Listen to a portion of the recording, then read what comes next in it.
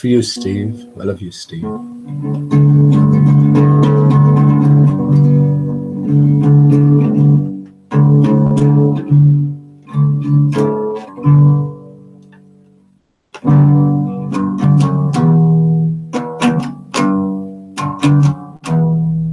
Well, they say there was a secret chord that David played, and it pleased the Lord, but you don't really care for music, do you?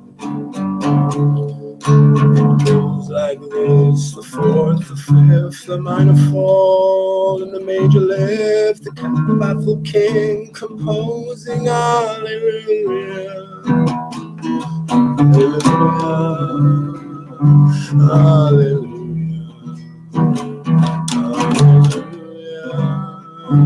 hallelujah.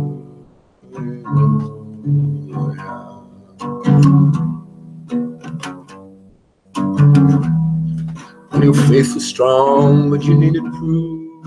I saw her bathing on the roof, her beauty in the moonlight overthrew you. She tied you to her kitchen chair, she broke your small and she cut your hair, and from your lips she drew the hallelujah, hallelujah, hallelujah,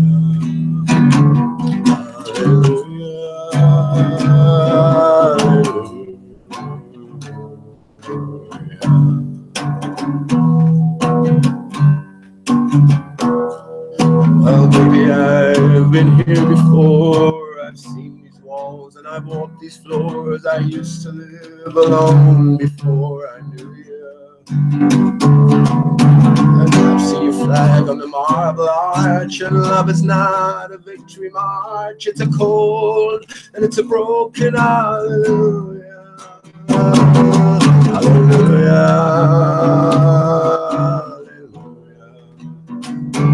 Hallelujah,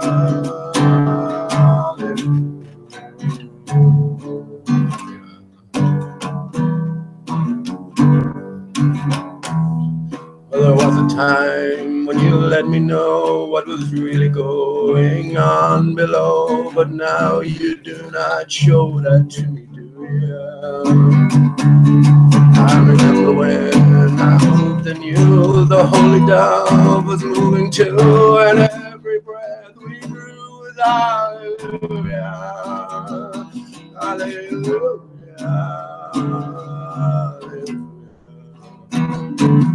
hallelujah, hallelujah.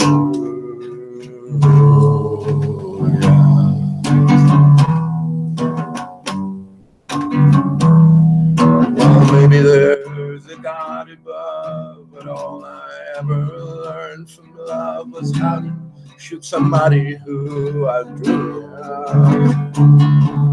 It's not a cry that you hear at night. It's not someone who has seen the light. It's a cold and it's a broken hallelujah, hallelujah, hallelujah. Hallelujah,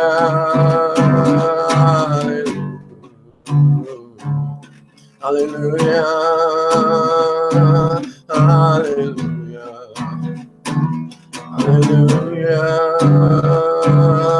hallelujah,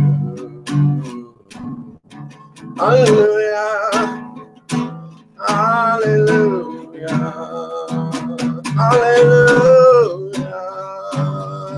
hallelujah.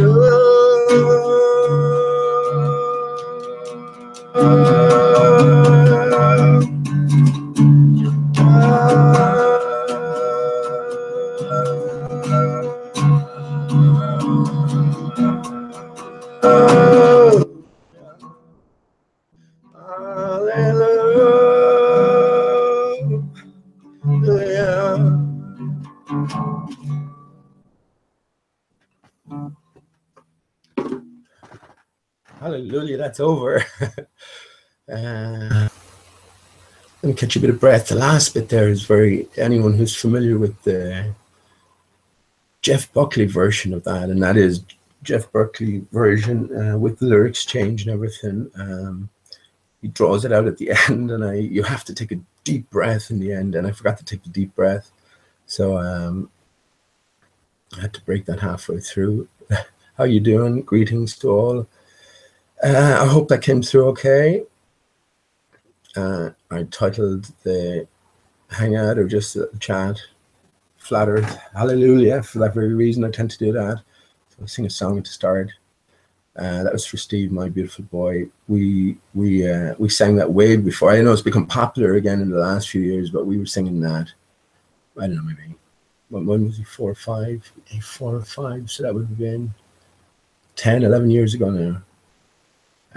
Yeah, so it was great. We went into his class. So I suppose he was just going between third class or into sort of senior school, isn't it? So you go first, second, third, and then you go into however that works. About 5 years of age anyway. And yeah, fair play. Me and Steve sitting at the front of the class with all the children, and we were to sing this. We'd learned it, and we liked this music. And also the next song, I'm going to sing another song in a minute. Yeah, so we liked this. And fair play to Steve. Imagine the courage that takes for a 5-year-old boy, like. And we were going to sing 3 songs. And the reason we did it in the first place, actually, because the class were talking about Van Gogh and Vincent, Starry, Starry Night. And I knew how to play that. I liked this lovely song. I knew how to play it at the time, and Steve knew it as well. So we practiced. We sang it together, and I was going to go up and sing it at the top of the class with him. And we also sang Two Little Boys. So if you know that, a Ralph Harris song. Ralph Harris has been in the news, isn't it? You know, for none too good reasons recently. But Two Little Boys, yeah, which now takes on a different connotation, you know, when you think about anyone who's not familiar with Ralph Harris. He was, especially, I suppose, maybe especially in Australia and England, and Ireland here, you know, but pretty famous TV personality, artist, known mostly for his ability, you know, as an artist. And he was prosecuted on, I'm not sure what it was. I think it was something like, I'm not sure if it was abuse now, or rape or something, or whether it was like sex with a minor, sexual relationship with a minor, you know, but whatever it was, his name was tarnished. But I think he was thrown under the bus, you know, but that's a different story as well. I mean, if we want to, we can try and work out what might be going on here. Like, we have to be, in a sense, Sherlock Holmes, you know. If this is our goal, we have to define our goal in anything. I said to Antonio, I said it directly, and I said it to others involved in the sun tracking, that like the results are going to be sort of meaningless unless you define somewhat anyway what the sun might be, if there's a barrier or not, what behavior, what the boundary conditions, you know, unless you define that or go somewhat towards defining that or incorporating that into calculation, then, you know, the results will be sort of meaningless. Of course, we also need an accurate representation of the relationship between the different fixed land masses, absolutely fixed. Throw your compasses out in a sense, you know, again, everything pertaining to the ball, the latitude and longitude systems. This is why someone mentioned this as well the other day. So whenever I think about it, I'll talk about it because it's important. Because again, the same arguments keep coming up from the ballers, and they're answered. I've answered why this, for me, and no one has been able to dispute it. As far as I'm aware, no one has been able to dispute it. Why the sun sets and why the sun rises. Again, intrinsic into our reckoning has to come this water layer. I was looking out the other day. It was just brilliant, you know, just what the things we can observe. There's a little summer seat at the back. It's just covered as well with plastic, you know, a plastic covering, proper covering, and it was pretty level. So when the rain started to fall, the water is fascinating to watch, all the little drops as well, and the interactions. But yeah, it will always just, if allowed freely, if uncontained, it will rise to a level of maybe, I'm thinking, we all know it, you know, as it pools, it maybe rise naturally to a level of maybe 5 millimeters, something like that. Beyond that, it's not going. It's not conforming to any shape whatsoever beyond that. And you can see that. You could see it in action as the rain continually fell. All the little drops then, as you're moving around, first of all, if it's a flat plane, they're influenced by the trails left from other drops. So it'll always take the path of least resistance. So we need to be thinking in terms of, you know, Terminator 3, the sort of the liquid cop, you know, from the future. What a nightmare. I mean, you wouldn't want him on your ass, would you? But I mean, if you're thinking in those terms, then that's what water really is. And beyond that 5 millimeter layer, worldwide, earthwide, barring all climatic conditions, which will only cause slight variations relatively, this is how water behaves. You know, give or take certain amount of pressures. Now, the whole thing is, everything is water. We have to really look at things in a different sense. Everything is water. For me, when you have these clouds that are pissing down all of this rain, you know, consistently, especially in Ireland here, we know it. And Del from Beyond the Imaginary Curve, he was in good form tonight. It's good to see him in good form, you know. Even though I'd like him to talk about more different stuff, it's not just one area, but I understand that there are limitations as well. Everyone has a part to play, I suppose, in that sense. Definitely would like to get to hear his thoughts on some of these things. I mean, why, yeah, well, I'm not going to ask why, it's none of my business. And I know I'm sure there are reasons, but why not get involved in some of the more casual hangouts then, if you don't want that on your own presentations, because I mean, this is what it's all about, you know. There are no leaders. This is not about leaders. This is about truth. This is about truth, you know, and this is about us as individuals as well, and us discovering what exactly is going on here. Where is here? What's the nature of here? Who am I? You know, how do I fit into all of this? Who are you to be telling me what to do? This sort of thing. You know, when we look into it, then no one is claiming anything. We are relinquishing unwittingly our natural sovereignty. We don't know who we are, you see. When you think you're a name, well, what can I do for you there if you think you're a name? A name is a sound. So I'm just after making a sound. So that's you defined.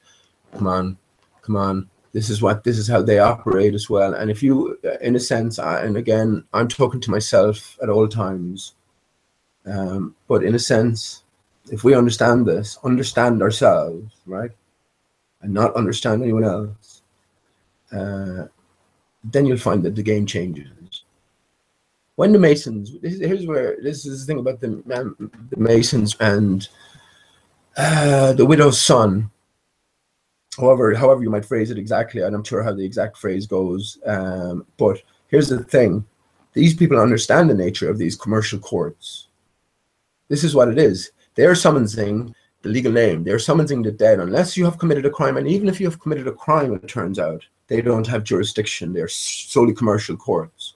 See, their whole authority is built on sand. It's also built on perception, the perception of the masses as to the role that's going on here. When you have the media propaganda, then, and of course they're a government arm.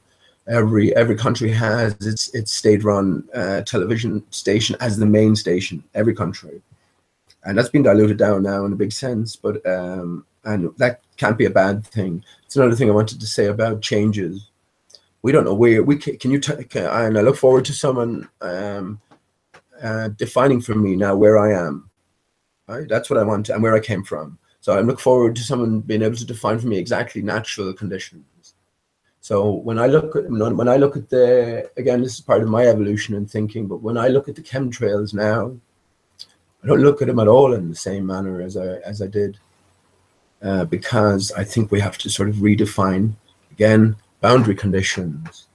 What's happening here? It's interesting to note that Isa had as his avatar today the picture on the front cover of Manly P. Hall's The Secrets of All Ages, which I just talked about briefly, just about the cover alone. I don't know anything about the book.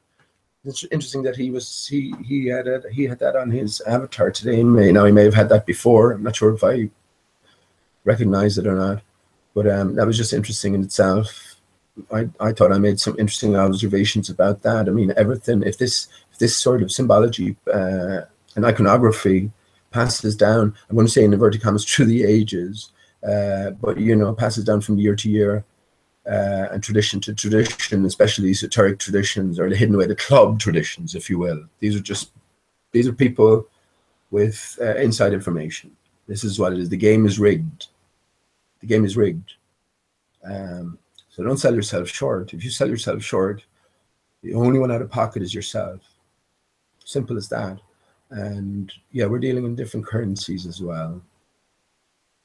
And sometimes I think we feel that more than other times. We get caught up in the bullshit, which is this, and that's the thing I wanted to talk about tonight.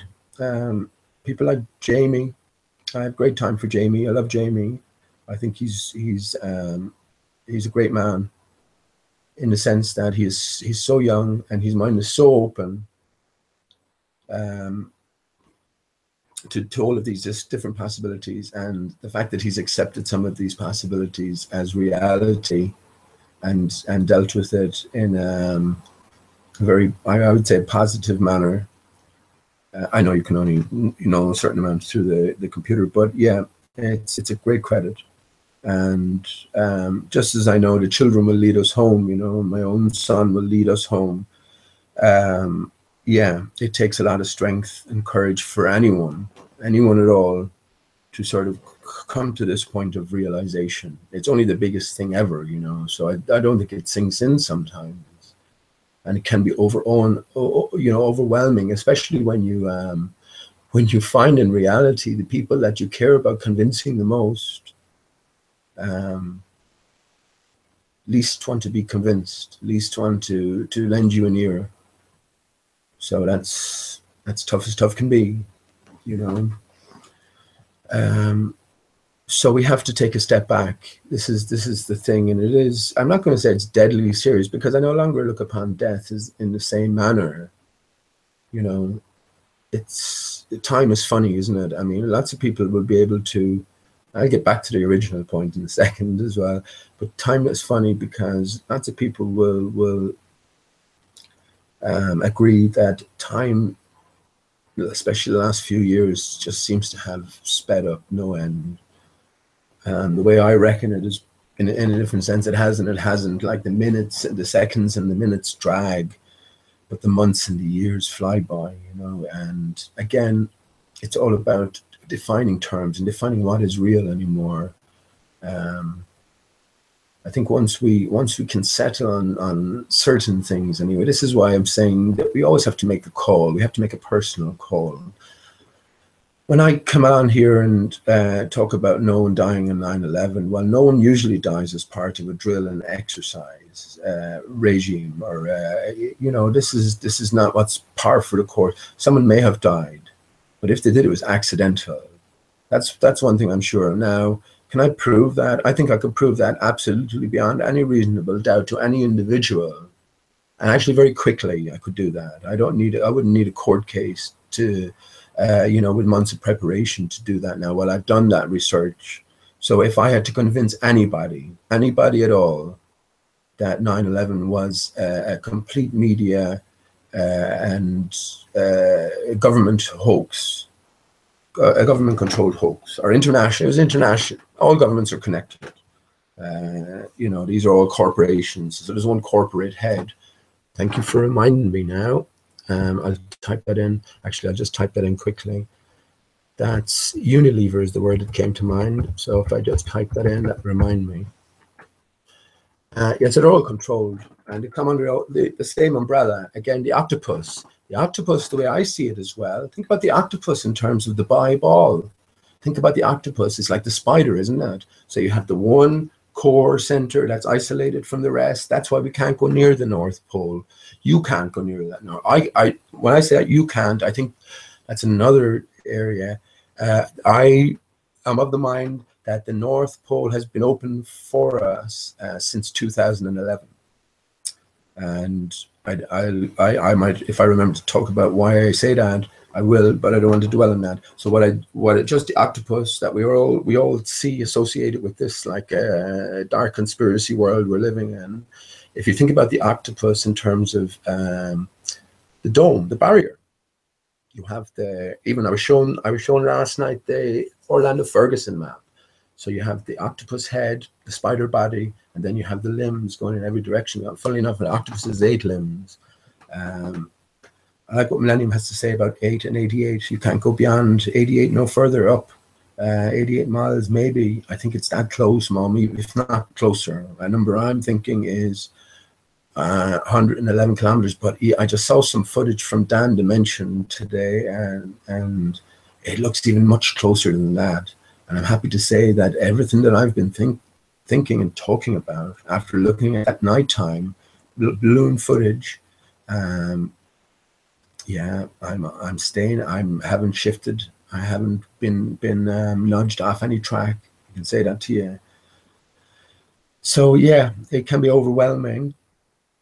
And I was just getting onto the, all governments are controlled. So every government is in a 9/11. A guy stood up in the Dutch Parliament. It's on YouTube, and search it out. And he said 9/11 was made up. He's telling you to your face, like, and they all know it. Do you think they all don't know it? Come on. Every government, even how it's like the Masons. I can go on here looking at flat Earth. If I'm a Mason and I have all of this occulted information at my disposal, and I believe that you have to sort of read fairly studiously as part and parcel of it all, which is grand, understandable. Why wouldn't you read something that has true and real meaning? But again, I think there are all layers. How many Masons know about the flat Earth? I think any Mason worth his salt knows about the flat Earth. I think you probably learned that the first year or two you're in there. You can remember this. You can't help friendships developing as well. So outside club rules, you have personalities coming into it. So if I'm good friends with you after 4 months or something, I trust you. My children are both Masons, and you know the Earth is flat, and you have me.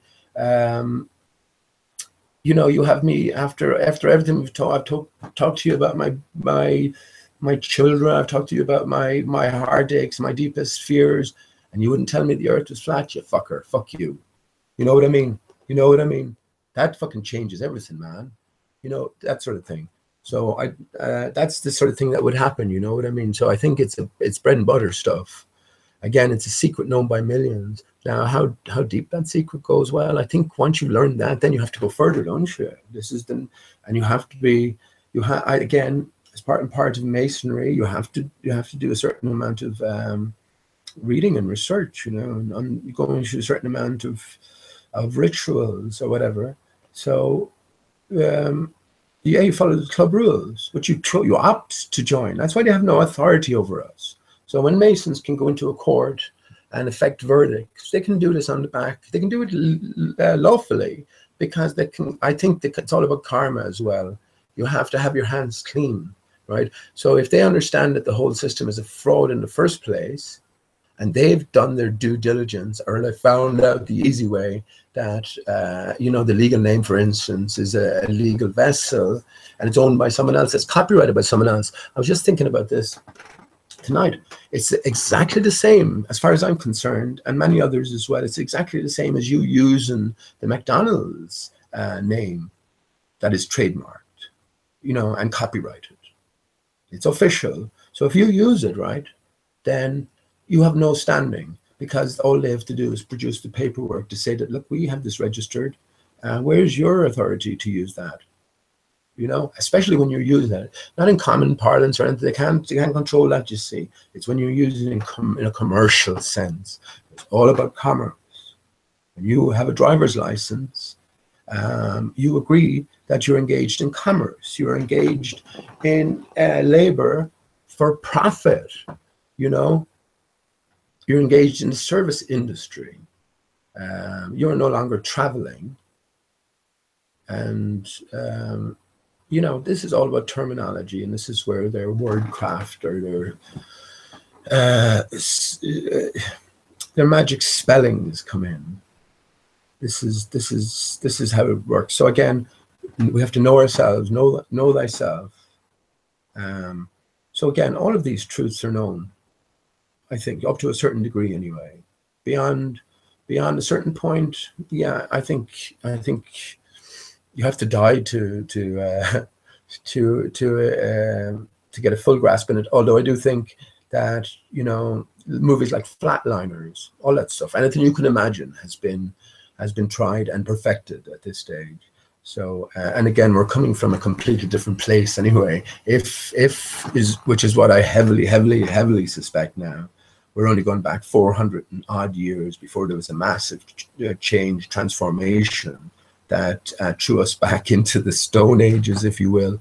Well, some of that previous technology and some of that previous existence would have carried over. Maybe, you know, rebuilding, you know, whatever is the initial story, whatever was the initial cause for the destruction, then yeah, maybe the rebuilding plan had to carry on a certain way. Or again, as Awake, I'll go talk about them again.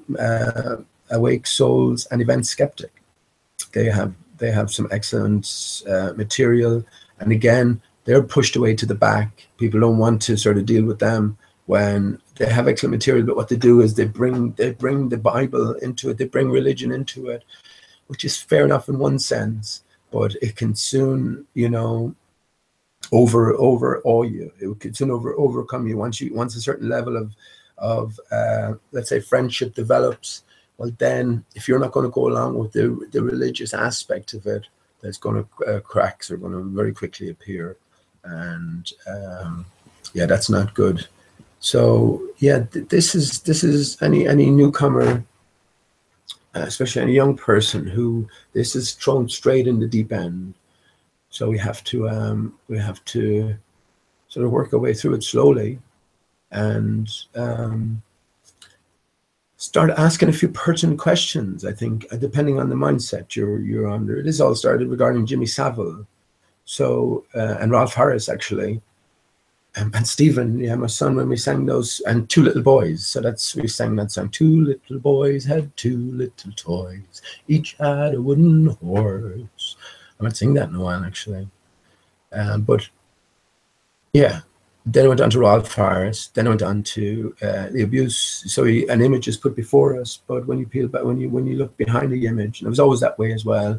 You have these dark characters. At least that's how they're presented to us, as being dark characters. Me, Pancho Pete, and I discovered pretty much that Moira Hindley, the Moors murderers. You know, if you scan pictures of her around, but famous. You know, every year, every month, every week, there's a story about her perpetrating the myth. Jimmy Savile. That's Jimmy Savile in a wig. You know, don't kid yourself. You know, you're either dealing with that or you're dealing with clones. And if you don't need to introduce any sort of further complexities than are needed, well, then it's Jimmy Savile in a wig. You know, so yeah, this is what it's all about. Figuring out. So what's the game? How much? Where does the fakery begin and end? So let me put this scenario to you. Well, we get to see pictures, right, of the Queen. Knighted, Jimmy Savile knighted, Prince Charles, so Prince Philip, Prince my arse, like, you know, but associated with the man till his death. And did he even die at all? Was it even, how many Jimmy Saviles were there?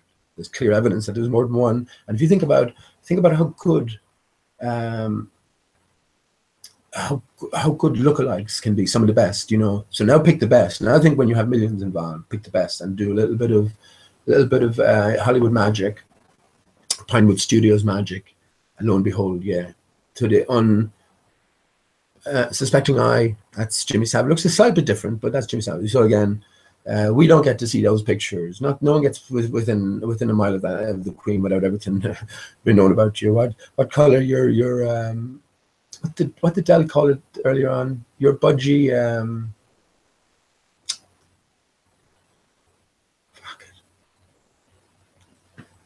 Sort of like the G-string, you know, that he was saying that the weightlifters, your budgie holders, not budgie holders, budgie packers. Is it budgie packers?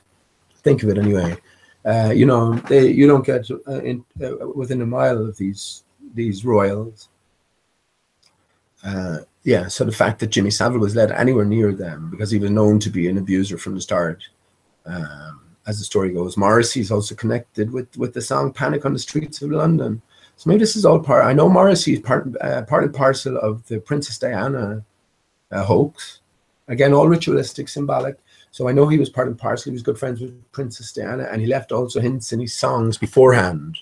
So again, scripts are being played out. So the script is written in the year 2000. Who knows we can't even imagine who's writing the script and who's executing it at the upper levels. We just can't even imagine that. I can imagine one thing I can imagine is not who you imagine it is, you know, or it's not what I imagine it is either.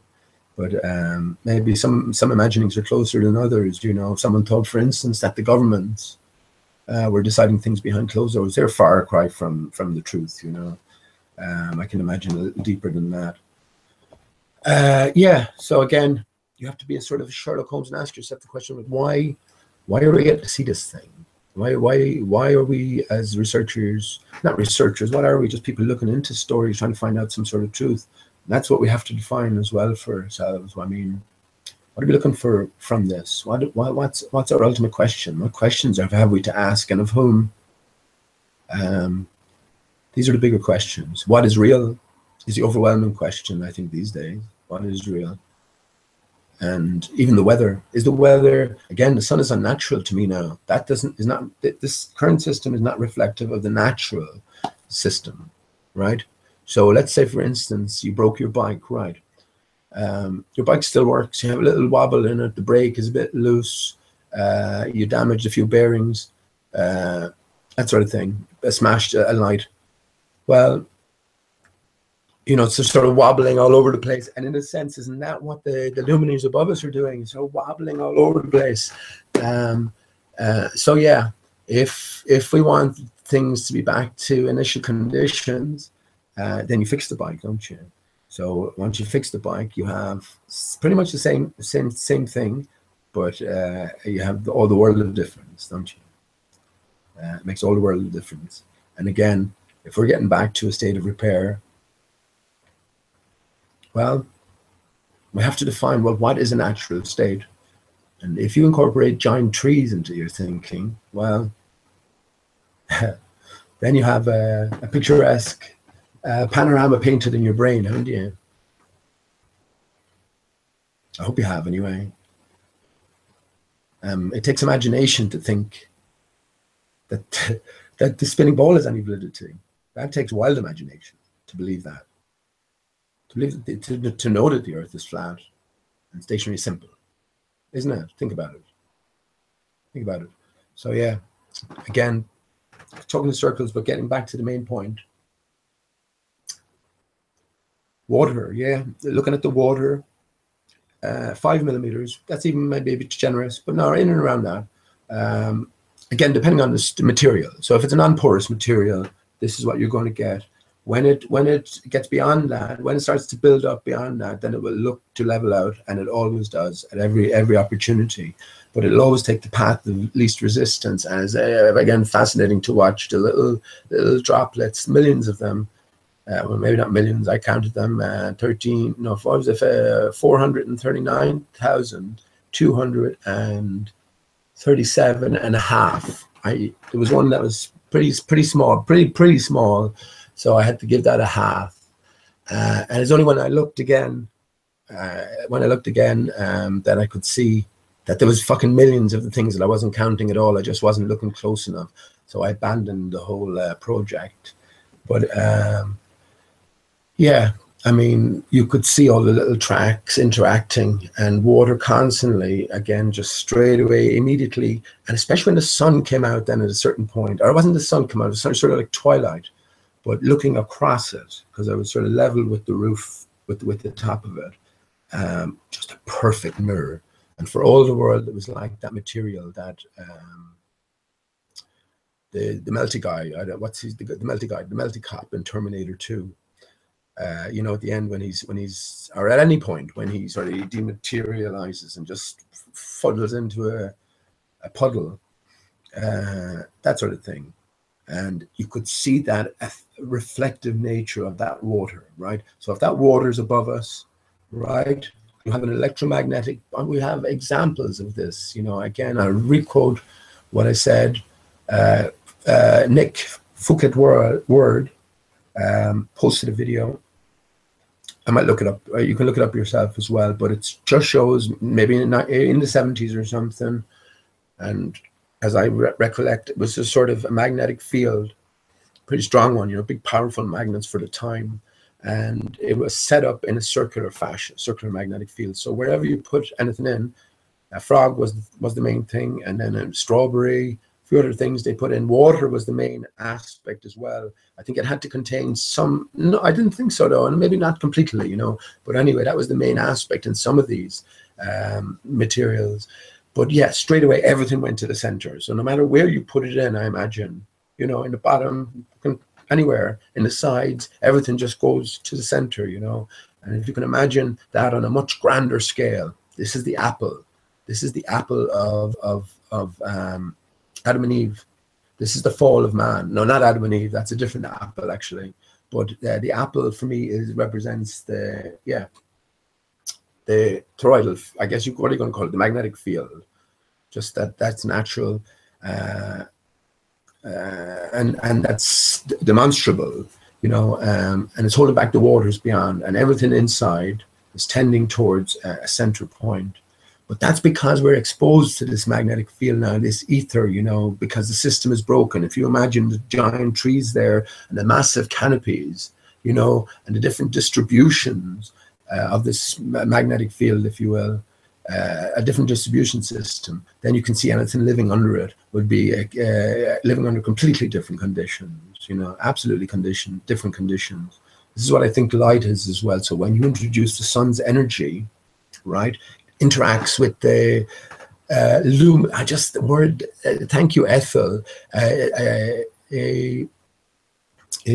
name in Flatter chat or wherever, luminiferous Ethel, yeah, brilliant name. So it refers to the luminiferous ether. So this is what's happening for me anyway. The sun comes in, the light energy, north-centered sun, which is look at Isis avatar. Yeah, it's emanating from, for all the world, a broken tree stump, and like you see in Close Encounters of the Third Kind.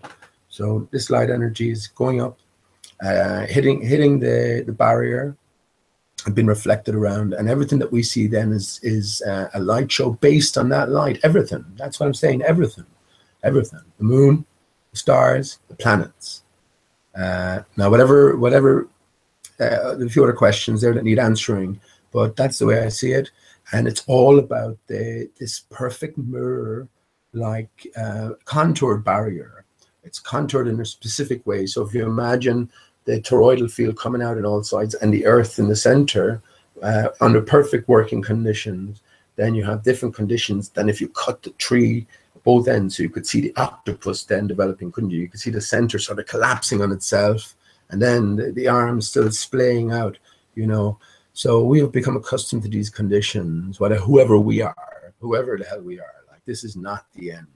This is nothing, I would say. I would say this is pretty much nothing. Like, I would suggest that we all know what we have to do in our hearts, and we have to follow our hearts. And I'm speaking to myself as well. You know, but yeah, when we think in different terms, yeah, the answers, I think, are a lot easier than what we might think, even though you're still in the realms of the fantastic. But I can understand if you introduce a light, around a mirror.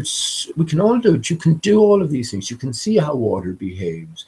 You can understand that you're still relative to anything else. To anything that you can ever know, you can understand that you're still. I'm absolutely still right now. No movement whatsoever. Can't feel a fucking thing. See? So, you know what I mean. These are the basics we have to all sort of start off agreeing on. This is what the bowler antagonists will tell you, that you can't trust your senses, man. None of them can you trust. When you look up and you see that those stars appear to be only a few short miles away, your senses are deceiving you. They are trillions of miles away. So not only are you wrong, you are absolutely and fundamentally and basically wrong to the extreme. And it's the same with everything. What do you mean your senses tell you you're not moving? What do you mean you understand what movement is? You think you've been on boats, you've been on bicycles, you've been on airplanes. You know, what do you mean you feel like you're not traveling or moving an iota? Not only are you wrong, you're astronomically wrong. You're moving at these astronomically fast speeds. So you can't trust your senses in any sense with these people. So who am I giving up my trust to, let me ask? Albert Einstein, right.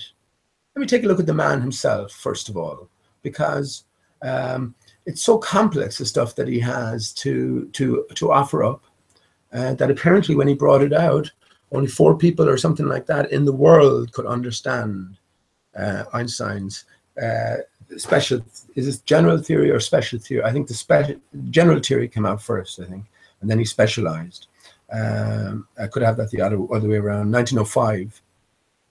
And I was into all of this before. I've sort of forgotten it now, and I've purposefully let it all go out of my mind. It's like I compared it to Penn and Teller recently in my own brain, you know, that you'd be fascinated by their tricks before, but now, after finding out, for not just about them, just about the trickery that's sort of prevalent in all of our lives. Everything is a trick, you know. Everything is, as well, a rich man's trick, and that's what it is, you know.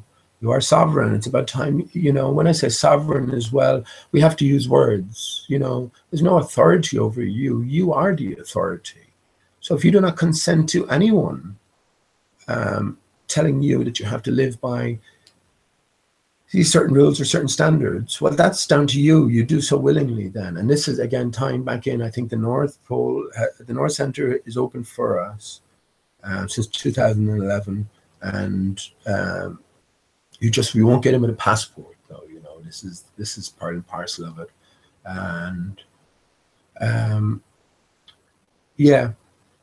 So whatever is going on, but that's what we have to take into consideration, our boundary conditions, if we're trying to sort of come to any sensible terms ourselves, applying our sensible information and our logical mind together, and moving forward and trying to work out exactly what the questions are that we should be asking. And again, when it comes to trying to work out this grander puzzle with NASA, why are they making it so easy for us? You know, with the Queen, the heads of power, perceived power, why are they showing us these things that are incriminating in the extreme?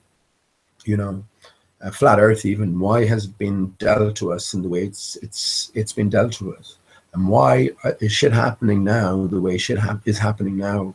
There's a few names that have always been there, if you think about it, and they've always had associations with one another, and I'll name them later on. And I'm glad to see that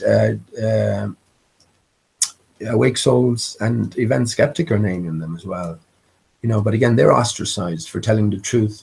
They bring something else to the table as well, which is the Bible, and that's what I am concerned about. I don't believe the Bible is, in a larger sense, to be taken literally. I think indeed it has been fabricated. The whole of the Middle East has been fabricated to take away from the previous existence, which was just a completely different existence altogether. Here you're going into mythological times, you know. It really is sort of Silmarillion stuff. That's what I'm thinking, you know. And yeah, you can go there, or you can choose not to go there. This is the difficult part. I think the biggest difficulty is sort of having one foot in one camp and one foot in the other. You can't have one foot in the quicksand and one foot on solid ground. You know, you can't have one foot in lies and one foot in truth. You can't do it easily anyway. And again, it's about asking the bigger questions and figuring out what to do from this point forward, you know. Great strides are being made all around. And as I said, I've been waiting for massive changes. Well, I can see them now, but it hasn't all sort of quite come together. I always knew there was a fixed date. There had to be a fixed date, you know. So I think that date is fast approaching.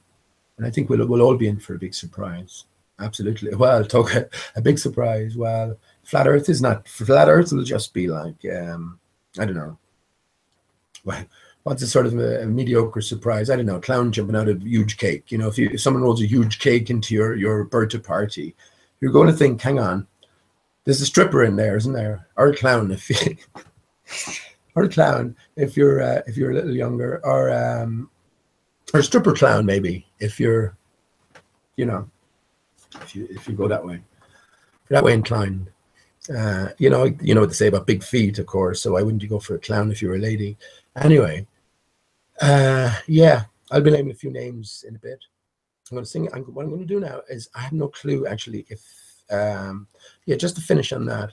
So when you're dealing with a light, a contoured barrier, which is again what I take the octopus is, or the spider, that's what it represents. And that shape is vital. Again, we have to bear in mind, and that makes absolute sense. If this is the initial state, a bite is taken out of the apple, represents that, you know, it has been removed from perfection, I guess, from its natural state. Then you would expect a collapse. And maybe the tree at the underside is working perfectly, you know, let's just go there. Because I do think there's an underside. We talk about the North Pole center, the leap of faith. Yeah, this is all becomes closer and closer to reality. Where else are you going with your reality? That's what I'm asking you. I know this sounds crazy, but listen, we're beyond crazy, beyond crazy dome. So you can just see that as well, can't you? You can see if the main support was severed at the top and greatly reduced in height, but the energies were still transmitting. So it was a mechanistic, it's sort of a clockwork, brilliant, a clockwork orange. Brilliant. Just came to me. That thought was in my brain recently as well, a clockwork orange. What did Kubrick mean by a clockwork orange? You know, let's talk about that in a bit as well. Yeah, so once we can see that collapse in the center, then we have what it looks exactly like a spider, isn't it, in terms of the shape of the barrier that's holding back the waters beyond. This is where I talked about the rain as well. So if you imagine that rain and how it pounds down for hours on end sometimes, it can't be just from those clouds. It can't be, right? Because it's not. This is all about a system, how would you call it? Systematic processes. These are systematic processes. And the way I see it, again, it's water all the way down, just rarefied. You can call it what you like and break it up into its different components. But that's why water is so sort of most mysterious substance in the universe, because everything is composed of it. Water, vibration, and essence. This is the important thing. There is a creator. Anyone who doesn't think there's a creator, Ali B apparently, I don't care. Like Ali B and Chris F.E. Jackson were making a laugh at me earlier on. You're welcome to come on, by the way, in a bit. If you want to chat when I look, if you want to come on and have a beef with me, you're welcome to do it, man. Let me just say, Chris, if you do come on, yeah, I know you're listening. Come on, Chris. But if you do come on, maybe Delacroix will come on as well, and we'll get a different point of view as well. Because anyone who's listening into this controversy wouldn't have any idea of the history or where we're coming from. So yeah, you know, Ali B taking the non, I'm not going to say non-spiritual route, but he doesn't go down the creator route. I mean, these are strange views to have, and you're entitled to your views, I guess. But again, I'm not going to take it that everyone's been honest, you know. Actors, Nathan Oakley was been talked about as well by Russ today. Is it Russ? Yeah, Rory McFizz, and he's sort of bad encounter now. He's a disabled man, and you know, you're getting that sort of stuff. Well, first of all, there has to be a reason behind it, and there should be a damn good reason behind it. You know, anyone inflicted with any disability, we can all put ourselves potentially in anyone's shoes, and accidents can happen to any one of us, or life can change in a split second. You know, we're all aware of that. And that indeed, for anyone who has had an accident, and I've had that myself, your life is altered inexorably in a split second. That's when time ends, in a sense, you know, because there's no going back there, especially depending on how serious the injuries are, you know. So yeah, again, just talking in circles for a lot here, but all going back to the sun, and that's again going back to Isa's avatar, and you see exactly what looks like this tree stump. So if you're talking about that in reality in a clockwork orange, so imagine you just take one of the hands, so you've changed things fundamentally, but you've taken one of the hands off of your watch, you know, so you still got the little stub going around and around, so the clockwork is still in place, but it's not quite doing what it was designed to do. So this is where the bite comes out of the apple. And is the whole system in a state of repair at the minute? I think so. I think so. We have to find out who the invader power, if there is a specific history to this, a reality to this specific history, then as opposed to all being a simulation, then there has to have been a destroyer, or everything has to have been destroyed by some force for some reason. So I think plenty of people, again, are privy to that information, and maybe we all will be in short order. I think as an investigator as well, if you ask the right questions, I think you can find your way through, and especially in this day and age where, well, you definitely do need discernment. You need a few things. You need to be aware of a few things for certain anyway. You have to be aware of media fakery, just fakery in general, in all formats. If you're not, then you're going to be incorporating the fabrications into your search for truth, which is like the opposite of fabrication. So you're going to be waylaid along the path, and believe you and me, that there are many distractions and diversions built into the whole system. So you do well to bear that in mind. I guess I should go on. What I'm going to do, I'll go on to chat just to make sure everything, I could be talking to myself here. And even if I am, well, what of it? Who else am I going to be talking to anyway? Who else am I talking to anyway? Talking to a little light on my own personal Hal. I'm sorry, Dave. I'm sorry, Dave.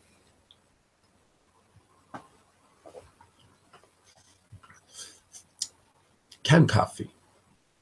Just what the doctor didn't order. Spoon of coffee, spoon of honey if you have it, 2 spoons of coconut oil, a little sprinkle of your favorite cannabis variety, if you're lucky to have options, and nice boiling hot water, stir, enjoy.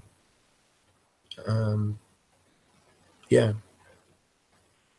it's turbulent, isn't it? Turbulent this day and age that. Something like cancer, which afflicts so many people. And I'm not going to get into this as well, but can be cured on a raw food diet. Just mulch up your food. It's just different specific foods. Drink 3-4 shakes a day. Alter your mindset. Good as gold, even the worst of it. So again, we're like perfect engines, really. You know, but if you put shit into those engines, they're not going to function properly, and you won't know where the exact problem is, you know, over time, and then suddenly it's like a little problem everywhere, and suddenly everything just gives up. There's no hope of repair. So this is what our body does when we go on a raw food diet, because you could if you were strong enough go on a no food diet, you know, but you definitely would have to have a mental acuity to you there. But yeah, raw food diet. So this is the equivalent of the engine taking all the shit oil and everything out and just replacing it with brand new, pristine manufacturer specification lubricants and feeds, if you will, petrols. Yeah, watch that baby humming again after a short while.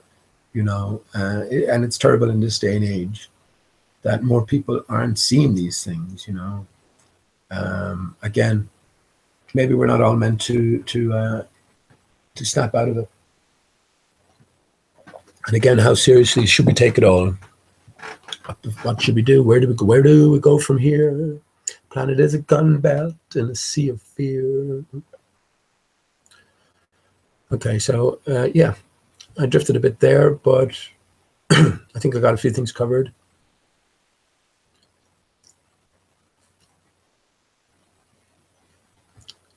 Okay, I'm gonna, yeah, I have a few things to talk about. I should go on here really, and I should take away a few wrenches as well.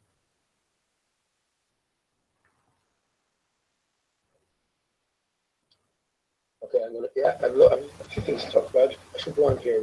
Have I any wrenches to take away?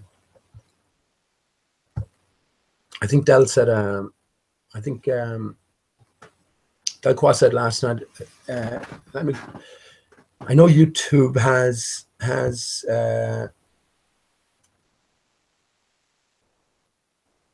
oh no, I just wanted to go to your channel. I know YouTube has definitely a few videos up, and you definitely have some subscribers. And I think Del said there was a fake. Oh, that's the real one, is it? Okay, well, well, okay, Yud. Now, what am I supposed to do here, Yud? You know, my always post around no wrenches on flat Earth. But no, of course you have a wrench man. But the only thing I will ask is be tolerant. There's actors everywhere now, you know what I mean? So there has to be a certain interaction. So if we're a little more tolerant, then, well, where's the fake Yud? Is he here as well, is he?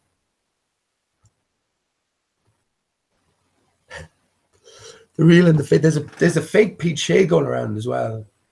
So that could be sort of, you know, dodgy. And he's pretty good. You know, he's honestly pretty good. I've encountered him a few times. I haven't seen him in a while now, but he would express himself in a similar manner to me. So he'd get away with it. You know, if no one's choose to look at his subscriptions or whatever. And yeah, just see in the chat, Luminiferous Ethel, how you doing? Yeah, that's what I talked about as well. When you introduce a light into this ether that is not meant for us, it was never meant for us naturally. So we're in the midst of this magnetic field. When you introduce light into that, then you cause this excitation, and we get the luminiferous environment, which we call daylight. That's the way I see it. If we were protected from this this ever-present, all-prevailing magnetic field ether that we're under, is used to hold back, and imagine how powerful that is, like to hold back those waters beyond.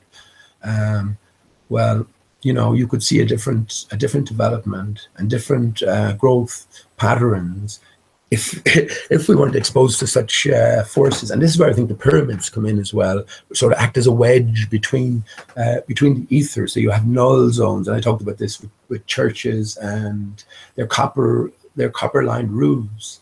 You know, so anything beneath is a null zone, is all of the prevailing ether is sort of siphoned off, you know.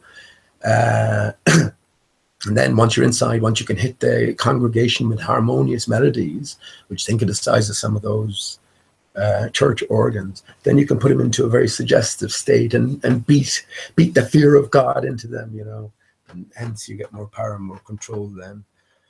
But their gig is up, so fuck that. And we know their legal name, it's the church. Everything goes back to the church and the Holy See. So it's their legal name. It's the ship. Think about the ship. You name your ship, don't you? You name your little boat. Every boat has a name. This is their legal vessel on the sea of commerce, you know, and you choose to pilot it. But, you know, if you do that knowingly, that's one thing.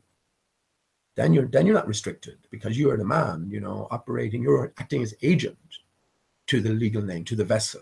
You're the pilot, if you will. But if you think you are the vessel, well, that's silly, isn't it? How can you be a ship?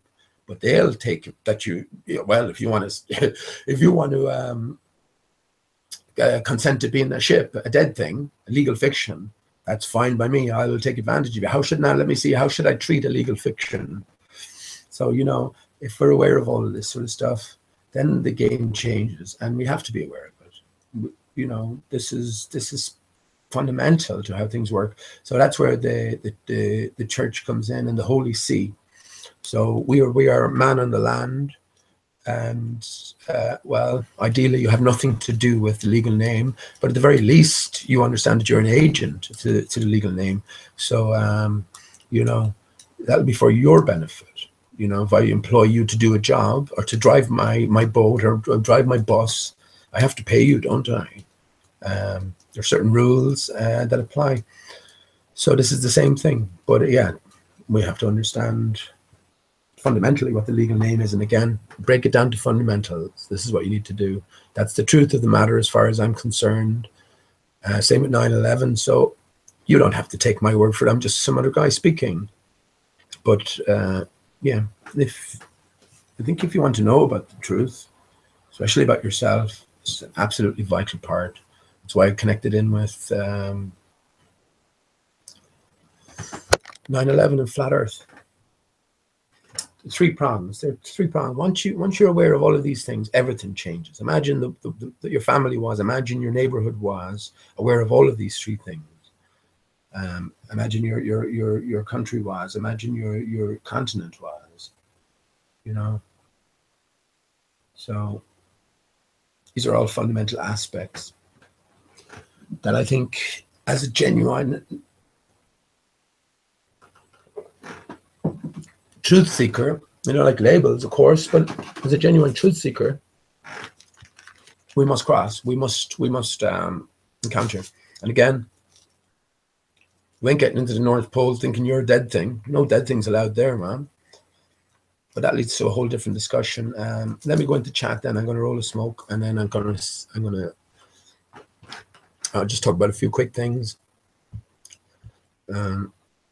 So I hope it came through okay from the start. I'm not sure how it did. The old new Gem Panda, okay. How you doing, Jeremy? I guess just, you know, as you'll understand, I can tolerate you up to a certain point because you know you're acting your part. So how else would you expect me to treat you? You know, once things go over the top, then you got to go. Behave yourself. So yeah, how you doing? Like always, I wish all my fellow man well. Shana Hoya, Shana Hoya, Hanya, Shana Hanya. Never heard of you. How you doing, Shana? Hope you're well. Teddy Carl. Good to see you, Teddy. Rain of Fire is here. That's a name change from Mick. How you doing, Mick? I like it. Rain of Fire. Excellent. Actually, thinking back to that cover of the Secret Teachings of All Ages, you have on one side beyond the egg, beyond the dodo egg now, which is what I call it, dodo peculiar. What just one of the other peculiarities associated with dodo. Dodo only had one big egg, ostrich-like. So again, to me, that's telling us about the nature of the apple, the nature of the intact boundary conditions. And yeah, supporting pillars were removed, and we've got a sort of a broken bicycle on our hands. So yeah, how you doing, Mick? So that, yeah, on the outside of that representation, you had on one side water, and the other side fire. Polar opposites. You know, when the 2 come together, you get well, I guess that could represent many things there, actually, so I won't even go there, but they cancel each other out anyway. Okay, so yeah, Spanish Chicken, D-Man, Drain Man, how you doing? Thanks for coming along. Quest for Truth. How you doing, man or woman? I don't know. I've seen you around, so you're welcome. Jamie, how you doing, Jamie? How you doing? You had a very interesting hangout today. So I guess on the back of that, even though I was talking last night, on the back of that and a few other things as well, I said I'd just come on myself. maybe talk about a few things. You're welcome to come on, of course, Jamie. No problem whatsoever. Just let me know in the chat there, and I can add you. I think I know how to add you now. You just go into the Google Hangout chat and just add the person. Well, I know how to do that with Dell and Mum anyway. So, but I just haven't done it before.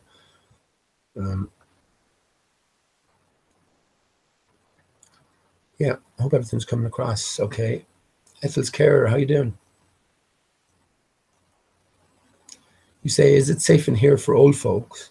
There should be some ageist chats, and flat earth should be for everybody, yo. Okay. Oh, there'd be some. There'd be some ageist chats. Okay, well, you didn't have to tell anyone how old you were, did you, Ethel? It's like you're almost inviting trouble to your door. And who knows if you're old or young anyway. And I dare say if I went to your channel, I wouldn't find very much. So yeah, how you doing? We'll leave it there. PC, how you doing? Politically correct. Personal computer. How you doing, man? Of course, recognize you from chat. And I don't think we've ever spoken, but all flat earthers certainly welcome. YouTube. Okay, I know you've had your encounters with the fake YouTube as well, and you could see how they might cause a certain amount of damage, you know, it's, especially if they're more subtle in their deliveries. But yeah, so on. Whatever. Yeah, good to see you, man. Good to see you. Although I've never seen you. So, and I don't know your name yet. But you see, you're not an antagonist. You're not a consistent antagonist like many of the others. So that's not an issue. We're all entitled to our privacy, and we all have our own reasons for doing certain things.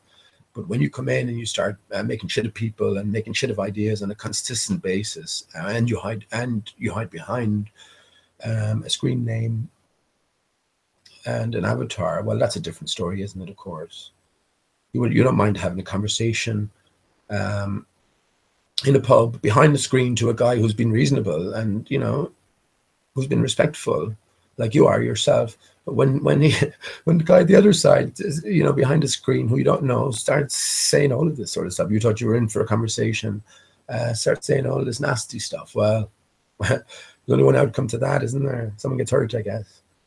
But no. So that's not an issue at all, Yud. You've come up with some amazing stuff. Yud is,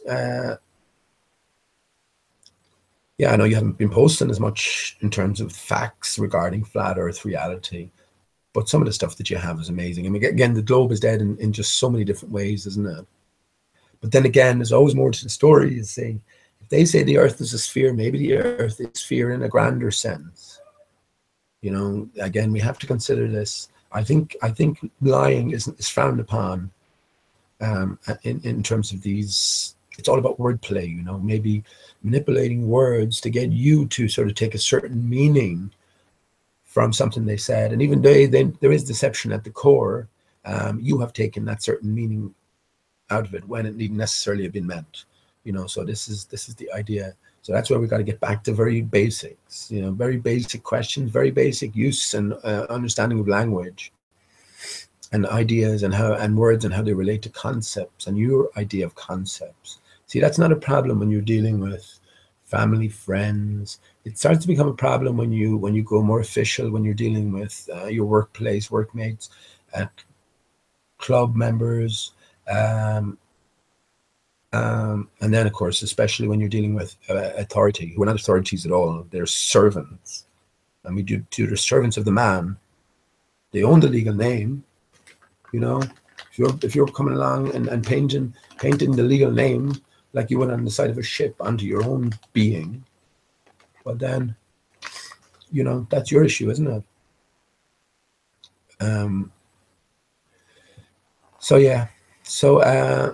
Yeah, great stuff, Yud.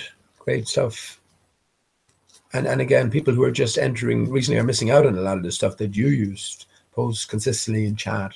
Some great posers there, and again, you destroyed the ballers 1,000 times, you know. But one thing you can be sure, they're back asking the same questions as if you never spoke. You You could go through all of that again, couldn't you? You know it. You could go through the same arguments again with Negator X, Jeremy, excuse me, Mark Taylor, etc., etc. And they're just a few, but to name a few. They're the easy go-to guys. Although Taylor's been away quite recently, hasn't he? But that's cool by me. We'll never get any. I had a few okay conversations with him off air, one or two times I remember, and he knows I know. You know, what can you do about that? If I know you know that I know, what can you do about that? You can deny it all you like, but both of us know, you know. So you know that I know that you know that I know. So how can you, once you get into that scenario, you know, I can come along and say, well, how do I know that you know that I know that you know that I know? And you might answer, well, you know, you don't know. You might answer, you do know.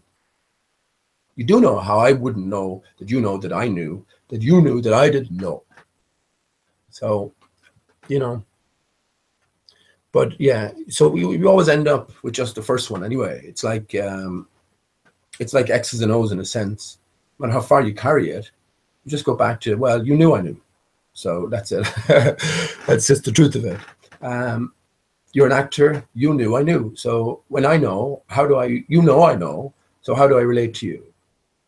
Okay, well, there has to be certain guidelines. And so when you cross those guidelines, because the deception is on your behalf, then I ain't going to go any further with that. In the meantime, I can tolerate it. And especially I can tolerate it now more because I understand that people are playing roles. And every investigator needs their Sherlock Holmes. I've said that before as well. This is your puzzle. This is your game of life, individual. All of us. So, yeah, take everything on board. Because you don't understand something, that does not cause for it to be cast out immediately. Like I said to Jamie as well, I'm not changing my mind on Jeremy, who I wouldn't dream of it, or Mark Taylor. But you might only have secondhand information. You might only have my word or other people's word for that. And you yourself have just heard like with P. Mars, you were saying today, you just heard intelligent conversation, which is fair enough, fair comment. And we all understood that. But again, it's when you have consistent encounters and you sort of get to know the game a bit better, their game a bit better, then needs must you behave differently if you're an honest investigator. And that's what I consider myself to be. Absolutely honest. I asked today, how do we know that you're not an actor? Anyone, you can say anything about anybody at all. Who could you say is immune? No one's immune. But what's the evidence? Well, what's, as far as I can see, you know, what could you say? I don't know.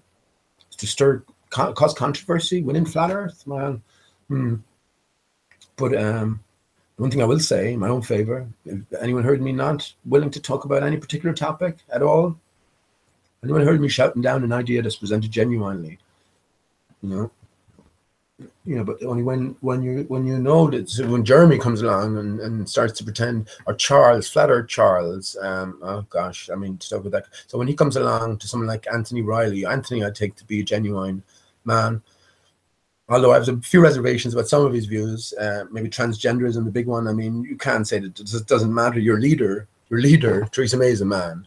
And if you say, well, even if she was, it wouldn't matter too much. Well, come on, this is not proper thinking. Of course it matters. Of course it matters. So yeah, a few different points of views. But I mean, I can see how we might fall for Flat Earth Charles's rhetoric. But after a while, again, you get a grasp of it. He's just a sort of a nice. It's like Charlie in the chat. You can understand. He's a nice guy. Never heard him getting angry. That reminds me of Negator X. Very calm, collected, like Cara. But on a few occasions, both of them got angry at me, like, you know. And when they got angry, yeah, it's like, you know, you're sort of taking it back.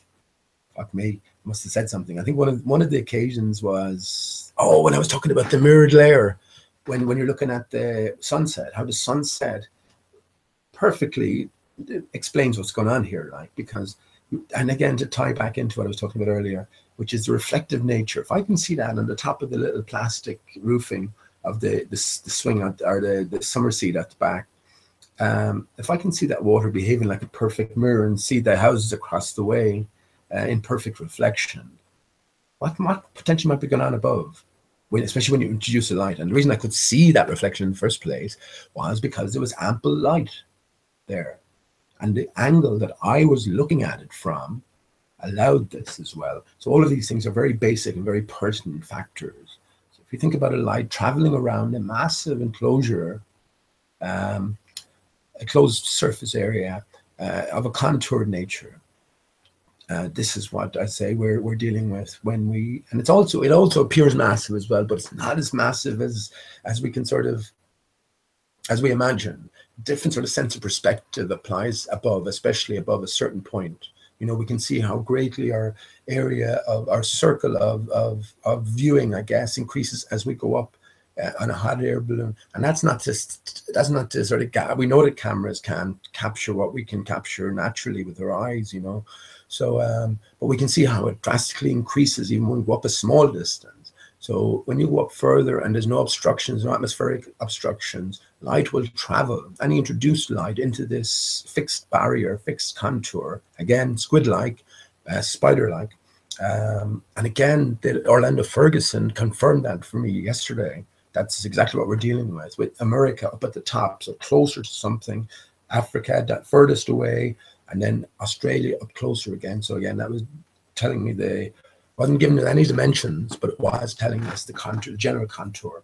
So it's like, it's very shallow as well. But again, it's difficult to wrap our head around perspective. 60 miles along the ground. Well, we can all get a gauge in that, but if we're talking about 60 miles up, it doesn't seem so far when you're taking into account the whole of the Earth's size. But again, a different sense of perspective applies above when you're dealing with this enclosed area and when you're dealing with this unobstructed light traveling around, or light energy. That sounds just, what can you say? There's energies. I can't say it's light. I think light is an effect of the energies. You know, light is an effect of this energy being introduced and interacting with this all-prevailing magnetic field. So here we get on to luminiferous ethyl. It's a bit of a mouthful, luminiferous ethyl, but it's a fantastic name. I love it. And that's another, one of my favorite names of a character on YouTube is a flat earther, Ginger Sugarbush. It's you know, it's great. It conjures up a great picture in my brain, and it makes you smile, sort of thing. Ginger Sugarbush. But I love it, luminiferous ethyl. I wonder would you get on with Ginger Sugarbush, luminiferous ethyl. But I love the name because it's in reference to the luminiferous ether. So this is what I'm saying. This is what light is. When the light energy goes away, or when the sun's energy goes away, then, well, we have darkness, and we haven't got this excitation of this luminiferous ether, which is aspects of the Earth's magnetic field, which was never meant for us. We're in the midst of it. So this is why I went back to the frogs in the magnetic field. That video, excellent video. Yeah, I think we're all tending towards a point maybe 20 miles below the surface, something like that. If we could dig a massive hole and jump down unobstructed, you might get to 20 miles, and then you'll just hover like the frog. Just hover, no matter where you put them in, no matter where you put the orange in, goes straight to the center. And the harder you try to resist this field, remember, this field is strong enough to push back whatever volumes of water. We don't know how exactly it's working, but as a powerful force that's exerting and holding these pressures. So as you get higher and higher, near that barrier, of course you're going to be pushed further. And this is where gravity, again, everything's flipped 180 degrees. And again, I talked about 180 degrees necessarily because there's truth in every lie. You take a coin between your thumb and your finger. This is the flat earth. If you flip that coin 180 degrees, right, and sort of in your brain, in imagination, fill the area that it cleaves out, then you have a sphere. So the truth is flipped 180 degrees to get the lie. So they flip everything, leads most 180 degrees then, because the most fundamental thing is flipped 180 degrees.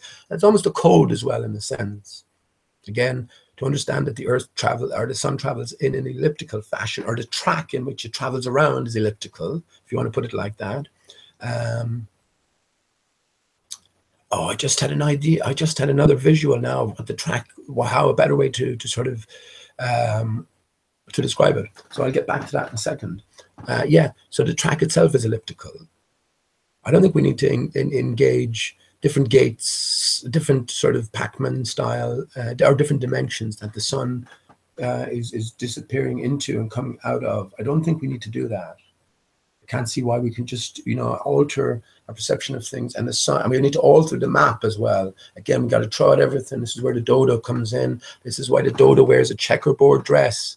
This is very important.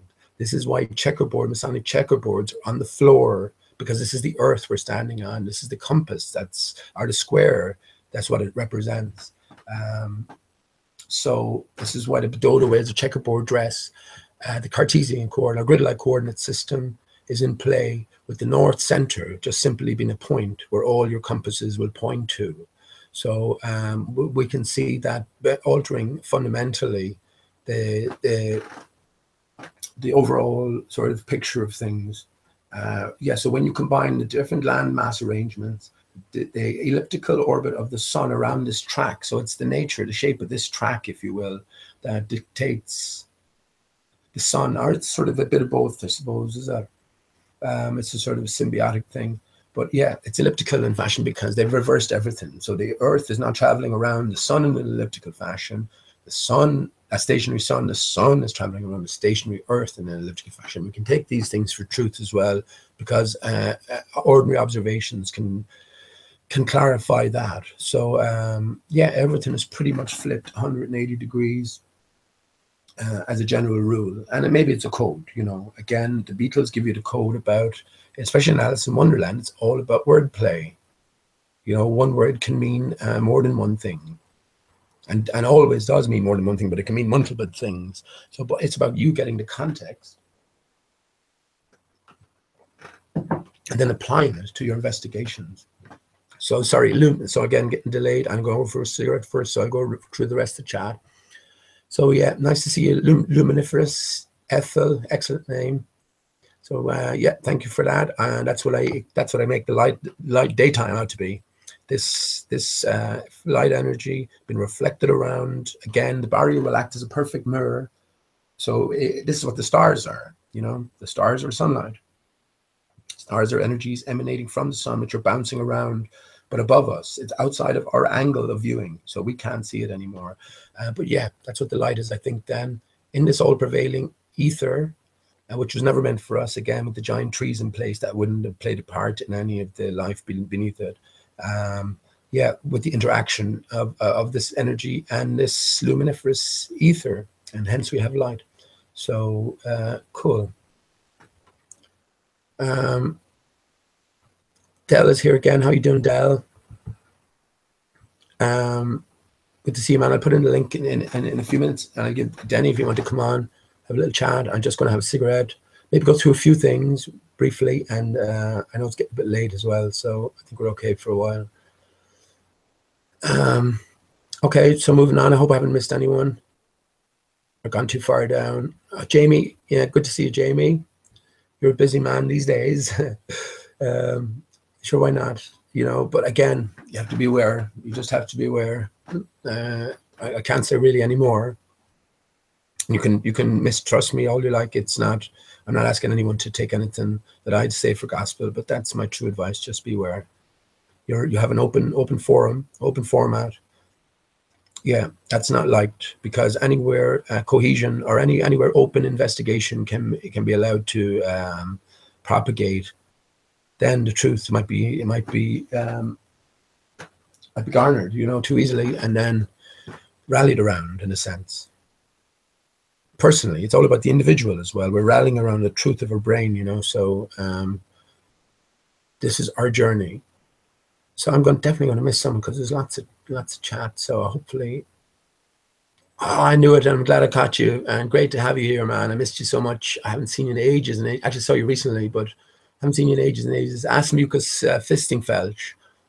Fucking hell! I was just wondering how you're getting on. How are the wife and kids? Did you make it to Blackpool last summer, or at the beginning of the summer?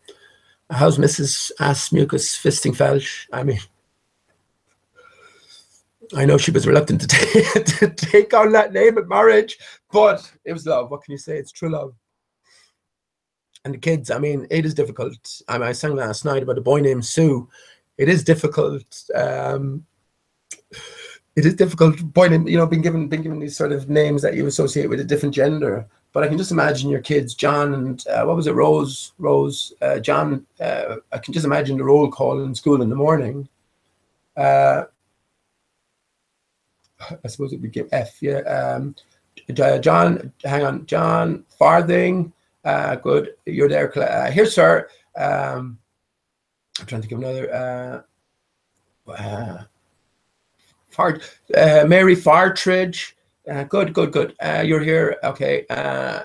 Rose, ass mucus fisting felch. Can imagine Rose in the corner, slowly putting her hand up every morning. It's bound to be fucking traumatic, but every morning, here, sir. But yeah, same with John, of course. That's bound to lead to trouble. So, but fair play. You're a cohesive and a united family, and that's good to see. What's in a name, I say? What's in a name? And I know you have neighbors as well, but with similar names. So, I mean, once you're around similar people, then you don't find anything extraordinary or strange about these things you all have in common. Isn't that right, Mr. Ass Mucus Fisting Felch? So, that's how would you sound better in German, wouldn't it? As Mucus Fisting Felch. As Mucus. Yeah, that does sound good, doesn't it? I'm looking for a Fisting Felch. Who? As Mucus Fisting Felch. I'm afraid he's not in today. So come back tomorrow. So okay. Moving on. We were waking up. How you doing? I know you're in Ireland, and yeah, obviously we've come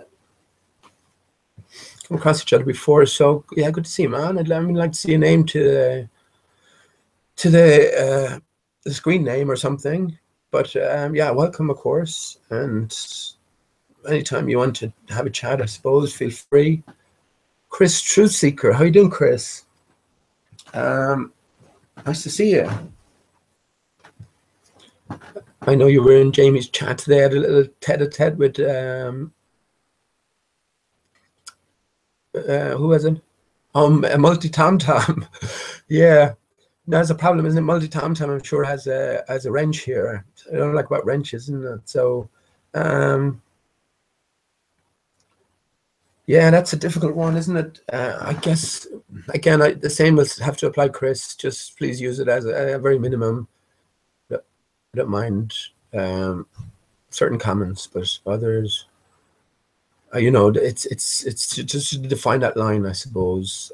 So I will have it at a lenient line, but a certain line nonetheless. So yeah, how you doing, Chris? And yeah, good to see you. Level Chemo. Hey. Now, any relation to Spurs Chemo, I wonder? If so, how you doing? I haven't seen you in a while, Spurs. Right, I'm Cowboy. Hope everything is good, man. Welcome, yeah. Welcome. Again, you want to have a chat, I'll put the link in a few minutes, or you can certainly ask for it, and you're more than welcome. Flat Earth Dave, how you doing, man? Not sure we came across you before, so just say welcome. Okay, Captain Bullshit is here.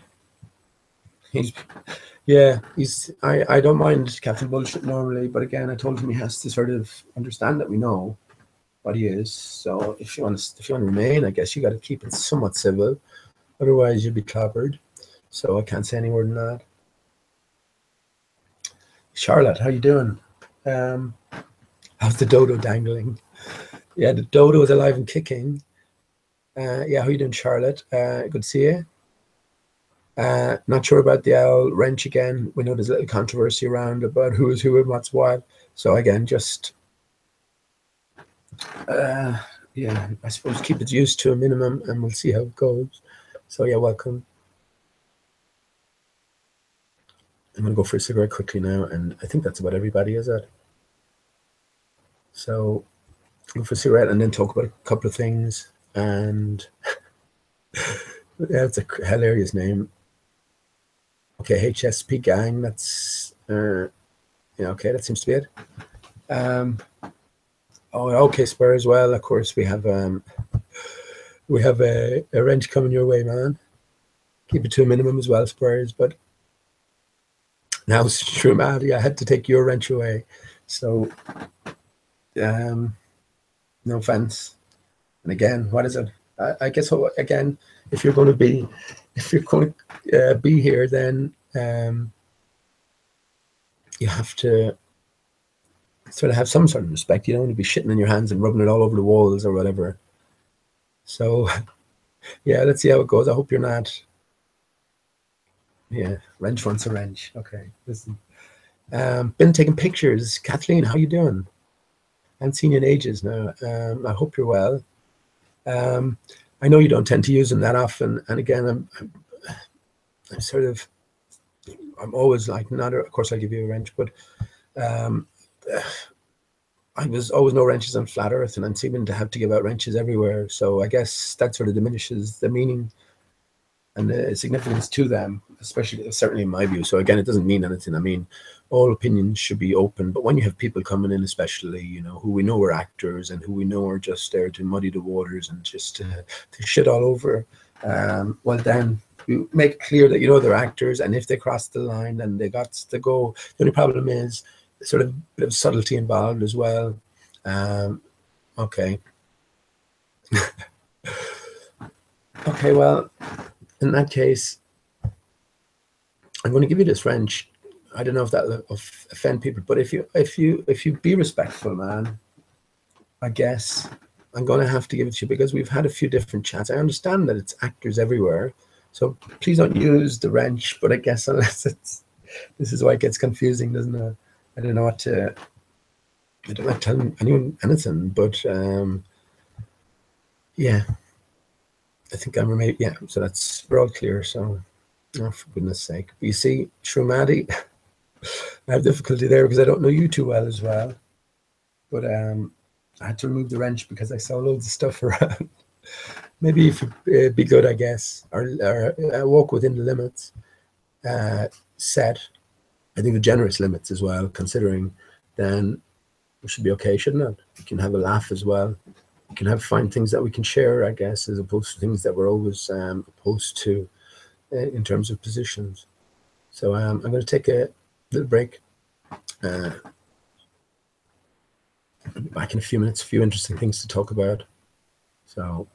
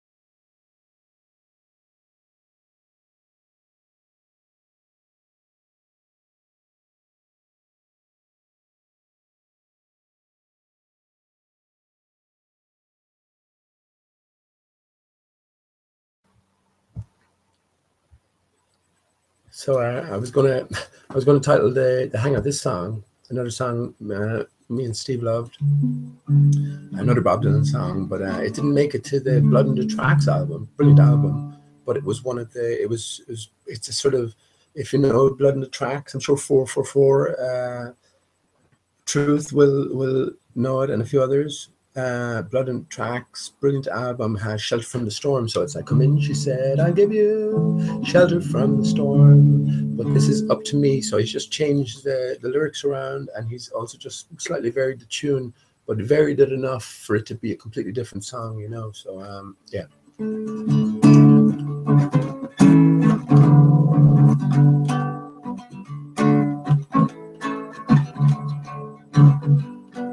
Well, everything went from bad to worse.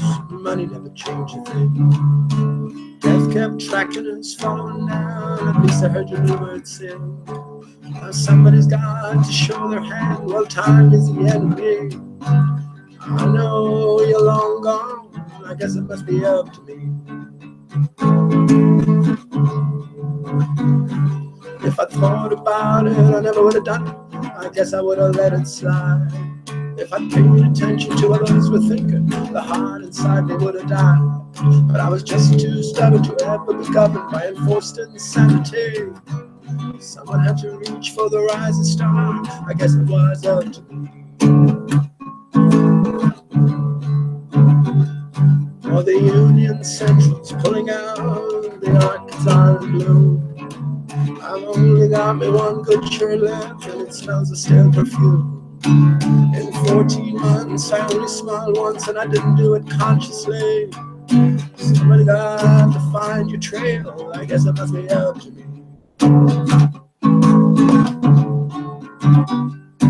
It was like a revelation when you betrayed me with your touch. I just about convinced myself that nothing had changed that much. The all-rounder in the iron mask, he slipped me the master key. Someone had to unlock your heart. I guess it must be up to me. Now I watched you slowly disappear down into the officer's club. I would have followed you in the door, but I didn't have a ticket stub. So I waited all night till the break of day, hoping one of us could get free. When the dawn came over the river bridge, I knew it was up to me. Well, the only decent thing I did when I worked as a postal clerk was to haul your picture down off the wall near the page where I used to work. Was I a fool or not to try protect your identity? You looked a little burned out, my friend. I guess it must be up to me.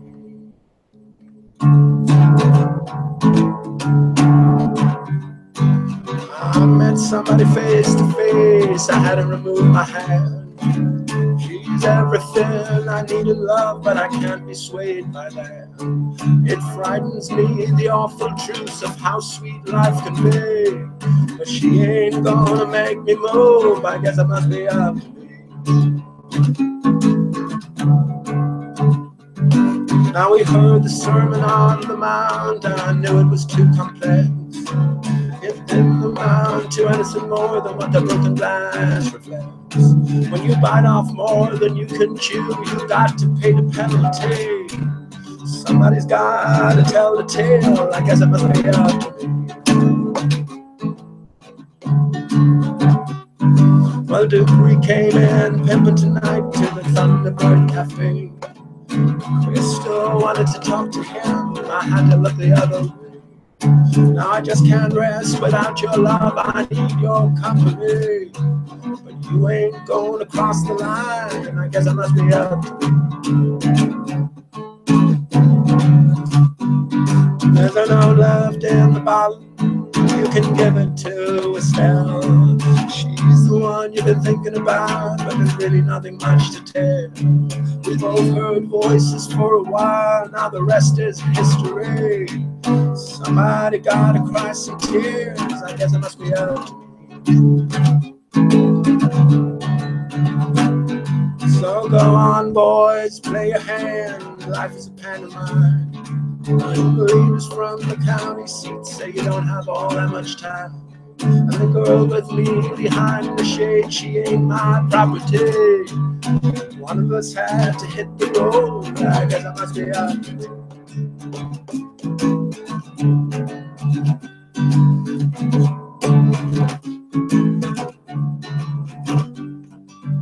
And if we never meet again, maybe remember me. And my lone guitar played sweet for you, that old time melody. And the harmonica around my neck, I blew it for you free. No one else could play that tune, now it belongs to me.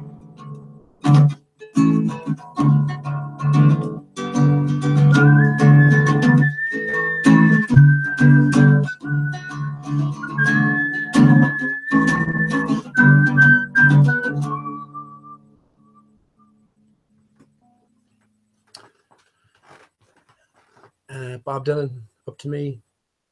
Pretty involved song again.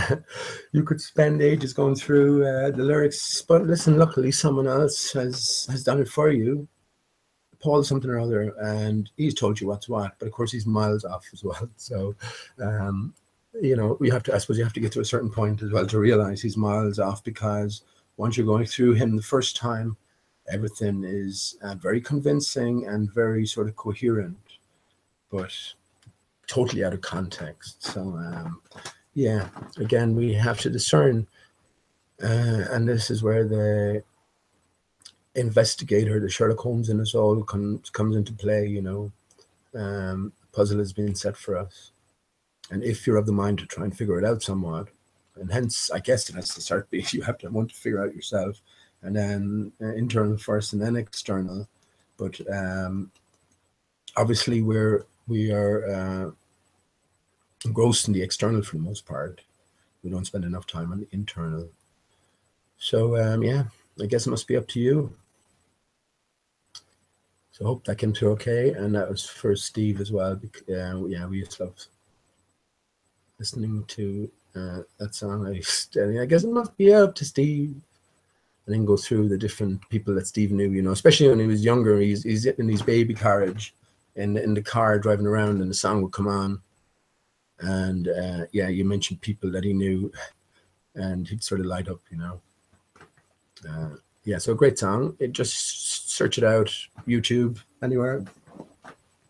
And you definitely enjoy, as usual, you definitely enjoy the original version. Lovely harmonica, harmoniously supporting a great voice, a great delivery, and a great guitar, you know. I hope my guitar came through okay. I think if you tune it exactly right, it doesn't sound too bad at all. But because it's so small, those tolerances are very tight. It's like often a little tip, the slightest little tip, that if you were lifting a little, and I've done that, lifted a drunk fly, a little, drinking a pint of cider on a summer's day, and a fly'd come over and he'd sort of catch himself inside. Interesting to watch as well, as he's sort of maneuvering the surface tension of the water and making his way to the glass edged interface. This is where each and every fly, they can't get out of that. They can make their way across the water top, right? They can maneuver that, but it's that slippery glass barrier that they can't maneuver. So eventually they die of exhaustion, because they have to keep sort of splayed out, you know what I mean? They have to distribute their weight so grievously that eventually they have to cave in. But I've saved a few little flies, but you have to be so, you know, tender and gentle to the touch. And that's the way you have to be when you're tuning it exactly. And I tune it to 4-3-2, and I also have to tune it by ear. So when I hear sound, let me just put that on. This is probably copyrighted as well. Sounds will be copyrighted next. Surely it's safe to come out now. I wouldn't no, Sean, hold it there, stay put. So I have to tune my guitar to that by ear. I think I'm a little bit high there. So let's say that's at 4. Let's say that might be at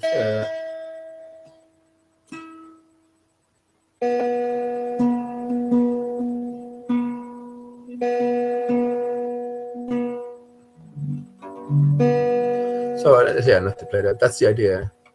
You have to sort of, as you get ever nearer, then you have to be ever more sensitive, and then it's like, to that degree, just the slightest touch will increase at a hurt or two.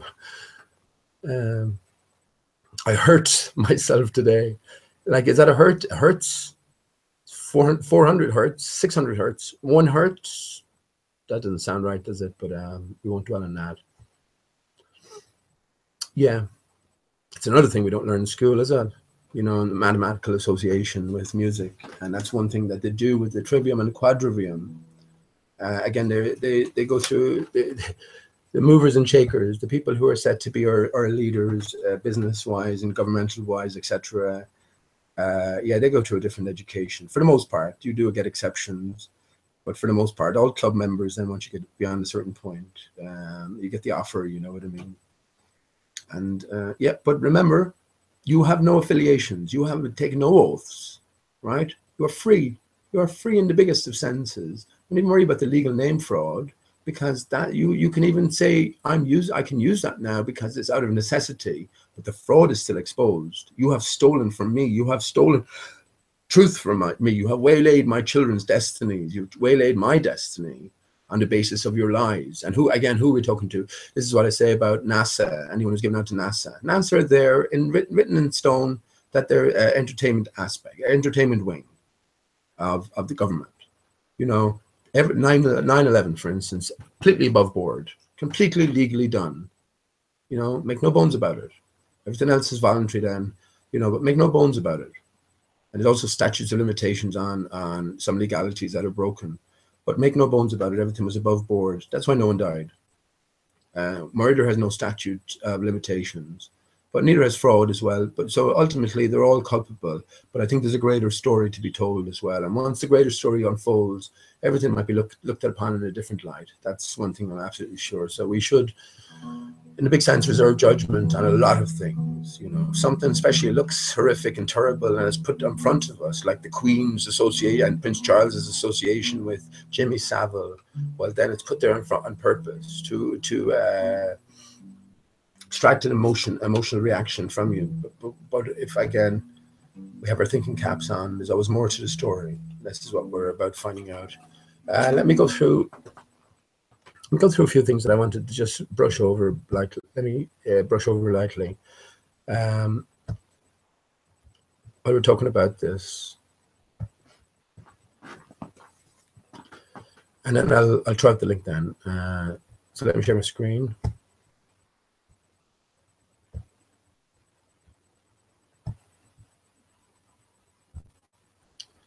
Yeah. So, and this ties into next what's coming as well.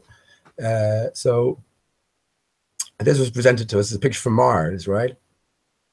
On the left. Now, I think there's more to the story after that as well. That maybe it was part of a training exercise. So maybe they came out and said it after the fact, like, you know, because definitely a big deal was made about it at the time. And they matched it to Ireland. That's all the match was, just vaguely in Ireland. There was no descriptive part. And I looked at that and I said, hang on. I said, I've been there. I said, that's exactly a match. I know exactly where that is because I've been there and I've driven up. Maybe I haven't driven up that hill, but I've definitely driven down the hill and looked upon it from the distance. You know, this is in the county of Clare, which is on the west coast of, well, they say the west coast. I think it's actually the south coast because everything is flipped. Everything is flipped around 90 degrees, I think, according to my understanding anyway, and according to my ponderings on the dodo. Is that look up here? Is that a big Mickey that's printed? I don't know where that came out of. We'll just see what that is for a second. What the fuck? Big penis, big cock and balls, and what's that supposed to be? Mars rover tracks. Look at it. Oh, let me click in here just a second. That's hilarious.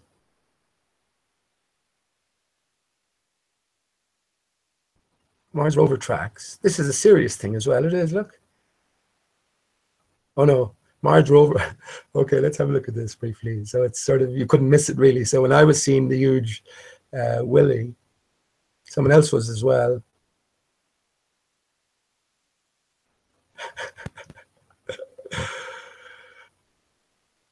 So let's just read this for the fun. I just came across this, April 24th.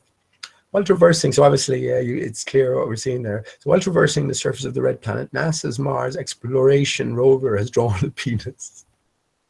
The large unmistakable shape, neatly outlined in tire tracks, was created by one of the two Mars exploration rover vehicles. It was then spotted by users of Reddit. That's hilarious, isn't it? However, it's not clear whether the latest addition to humanity's interplanetary legacy was drawn intentionally. The rovers are partially controlled by Earth-based operators and partially by autonomous driving systems, according to NASA's website. It's also unclear whether the Space Willie was drawn by Mir Spirit, which controllers last contact in 2009. Okay, so here we go. What a load of nonsense. So I'll get you sort of, well, just see some of the comments here. It's clearly a shuttlecock. Excellent. That's funny now, isn't it? What do you reckon? Any more jokes from the chat? Let me just that's just even a by the way, because that's not what I'm talking about at all. So let me just 1 second. Oh, well, hang on.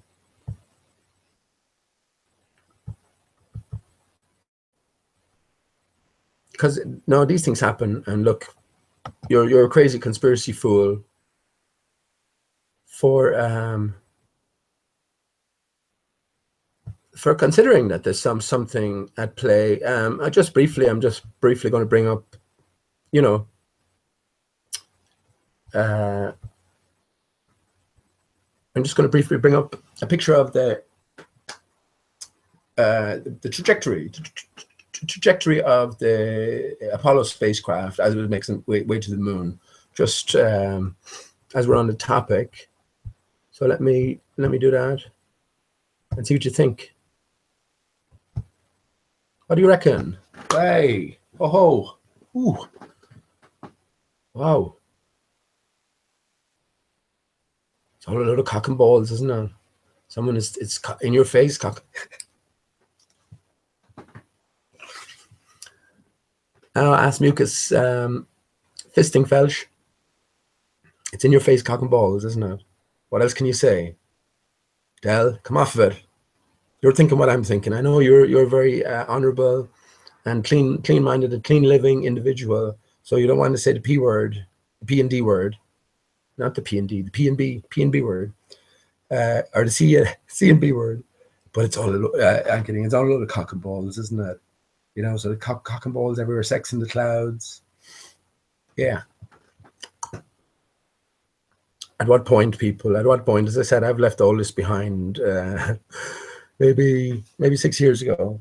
You know, so you go on to greater questions. What's going on here then? We accept that this is all a comedy.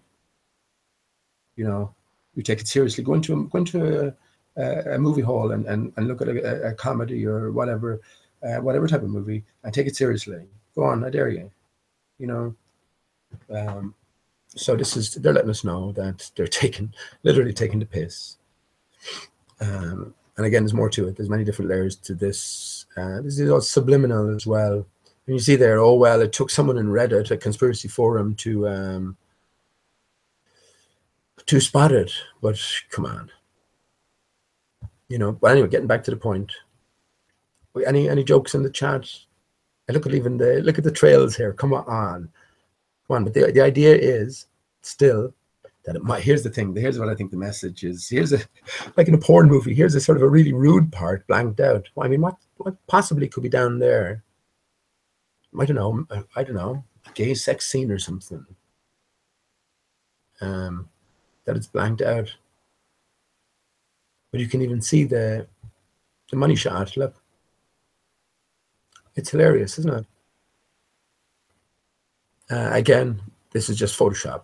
It's the easiest way of doing it anyway. Why would you go to the trouble of doing it in reality when you can just Photoshop it and make it just much more convincing? It even has a little face, isn't it? It's like a shark face, isn't it? And it's sort of like an angry. Let me zoom in a small bit. Let's do it. Oh, it is. Look, it is a shark. Look at the eye, all placed purposefully. It is a shark in one sense. So maybe that's the superficial layer, the kind of the giggling cock and balls. But in another sense there, it's a cannon almost, isn't it? Isn't that like a cannon, a shark cannon? And these are trails leading off somewhere. That's an angry sort of one of those pointer sharks. That's what I'm seeing there with the snout. And he's a deliberate purpose. I see this as a cannon base. So we can associate an attack of some sort. Well, it is an attack on our brains, like, and this again, subliminally on one level, we can get the sexual connection.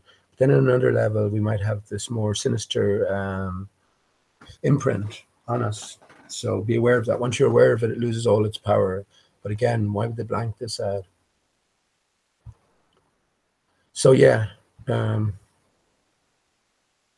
not what I wanted to talk about anyway. So let me just go back. Hang on, where was I? Did I open in another tab? It did, yeah. Oh yeah, so anyway. So I said, fuck it, I've been there. Driven up there. And yeah, here it is. An exact replica, just a bit of shading, coloring. And this is called in Clare. Again, as we look at the maps are completely wrong. Everything's completely wrong. Everything is completely wonky. In your mind, when I tell you think of Ireland, generally you'll think of it orientated in a certain manner. You just automatically the globe will pop into your brain. No, we've got to think completely different terms, and we also got to think in completely different terms than the Gleason's map that's already there planted for us as well. Think about all the characters who had the Gleason's map. Here's where I started talking earlier on about names: Mark Sargent, Patricia Steer, David Weiss. Nathan Oakley, Martin Lee Key, Antonio Subarats, on and on, more at the other side as well. Be sure of it. So that's where. So now when someone mentioned the Earth, from jumping from a globe in your imagination, you jump straight to the Gleason's map or the UN logo. That sort of representation. Of course, that's loaded with problems as well. So we want to get rid of that image as well. And I'm not trying to put any image in your dodo head. I'm not trying to sort of influence you in any way whatsoever. I mean, some people don't do it, and some people do it. I'm not trying to subliminally,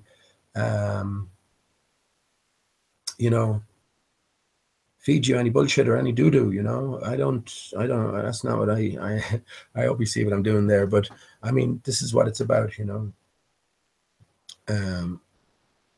so this is all subliminals, but why did I talk about that now? Because I wanted to, I've been here. It's rugged terrain. It's in, back in with the map, with the west of Ireland. So everything is flipped for me 90 degrees now. So England and Scotland are closer to the North Pole than Ireland is, in that absolute sense. North Pole is the center, under the dodo's wing, if you want, as the dodo.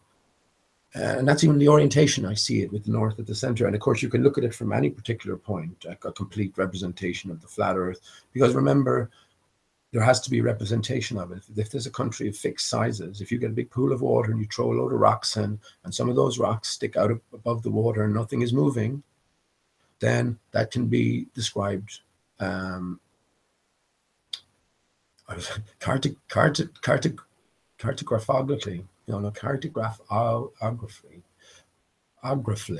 Cartographically. That's a good one now, isn't it? I can safely say I've never said that any before. So even if it's not a word, you can understand the origins of it. Cartographically.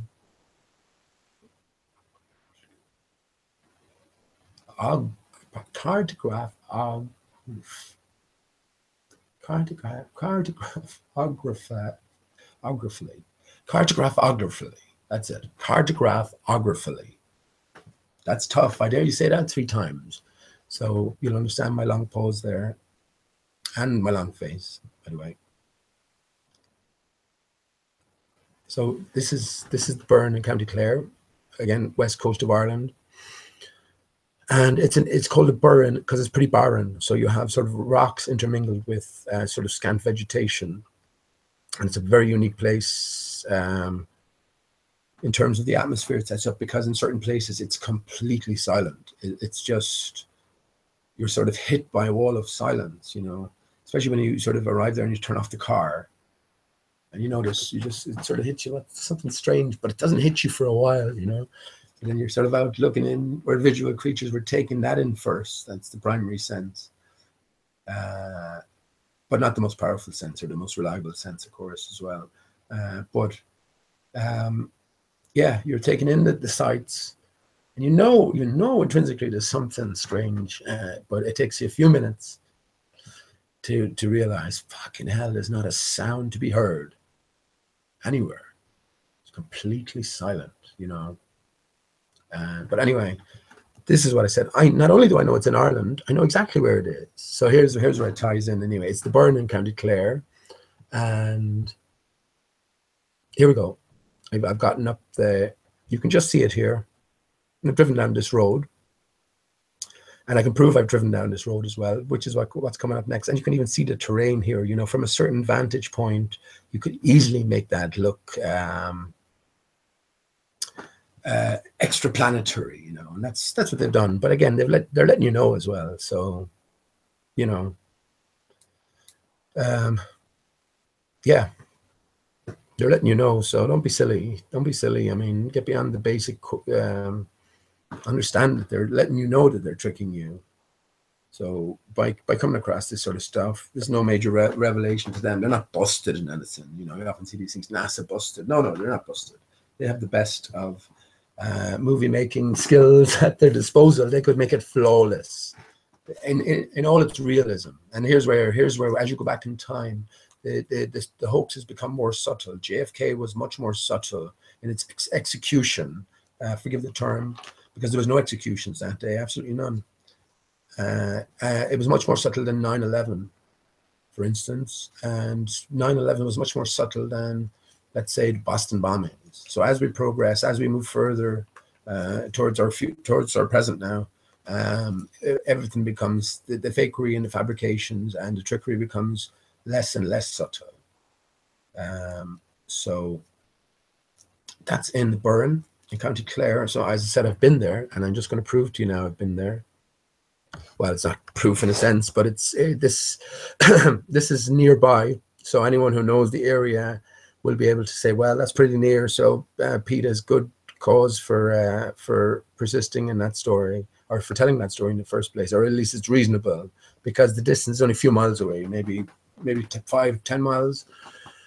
But yeah, I took these pictures. And this is what I want to say. If Pancho Pete is listening, if you remember, Pete, we were talking about, I don't know, yeah, you were off the weed or something. And I was kind of empathizing. But I was also saying that, listen, air is a powerful, air itself is a powerful intoxicant, if you will. You know, it's prone to making you feel differently, but in an invigorating sense, you know what I mean? So I said, I have a few pictures to show you, and they just involve my son and myself. Just to show you that it's a perfect illustration of the point. And you said, if you remember, and maybe if anyone here who's still in contact with Pete, I'm not, might just point him to this section, because he'll get a good laugh at that, because he'll remember the conversation. And you said out of the blue, I said, I'm going to show you a few pictures now, my son. And you said out of the blue, is it got to do with Father Dougal from Father Ted? Is it got to do with Dougal from Father Ted, I think you said. Just completely out of the blue. You know, you'd have no reason to ask me that, and especially in terms of what I was going to show you, when in actual fact it turns out to be intimately connected to your question. And I'll show you now. We were down, again, we were in this area, the Burren, and the British, it was Channel 4, I think, comedy, Father Ted, which is, anyone who hasn't seen it, you gotta have a look at that. Written by two Irish guys from Clare, by the way. So they picked the house, and anyone who knows Father Ted is familiar with the house. So the house is in Clare. You sort of go out a good bit, but yeah, there it is, standing alone, like down one of these borings. You'd barely fit one car here, you know. So me and Steve, my boy, my beautiful boy. When was that? He would have been 9, maybe 9 or 10 back then. So we took a drive around, and I have a sunroof in my car, like so.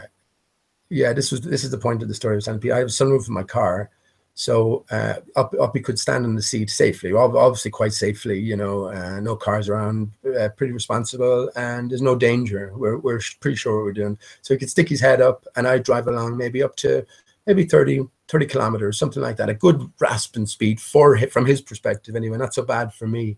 But yeah, so this was the point I was making ultimately. I have a picture to show you. I said, Pete, that, you know, you can get by without cannabis if you had to, you know, and it seems that you might have to, or you might want to for some reason. Go for a drive, not for a drive, sorry, go for a little travel, a drive. Again, they corrupted the language. You're not engaged in commerce when you're doing that. And just stick your head out the window for 20 seconds or whatever, taking huge, deep breaths, and see what sort of feeling you get. So anyway, to push the point home, these were the 3 pictures I was going to show leading up to it. And the first picture ties in. What are the chances, like, if anyone listening to this, what are the chances that it would tie in so timely with Pancho Pete's comment about, is it about Father Dougal? So we were up there, and just before you come there, you get to this place. So there's Father Ted's house there. So that's where it's all filmed. And this is the wall when you often see camera shots taken. And for anyone who doesn't know about Father Ted, it's about three, how would you call them? Mad, I couldn't even describe that, but it's just a mad situation. It's just hilarity, you know, in terms of the ridiculous scripts, in terms of slapstick comedy, you know, associated with the life and times of 3 isolated priests in the west of Ireland.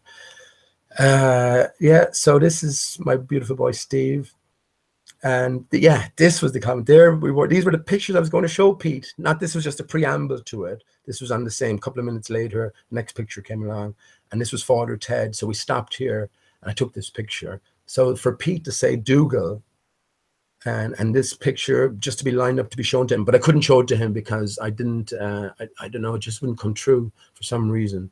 So if anyone is still in contact with Pete, you might show him this. So here's me, just to show you, what do you call it?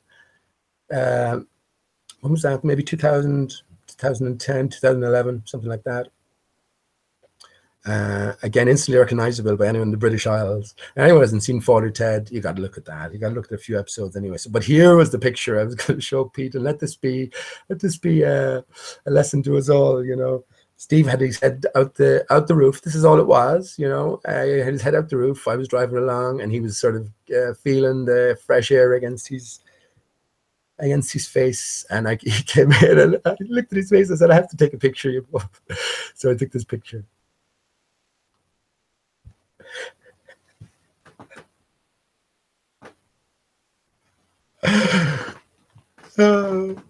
Not say a whole lot, doesn't it? Isn't you only have to look at that. I hope that. Let me see if that's coming true. I hope it is.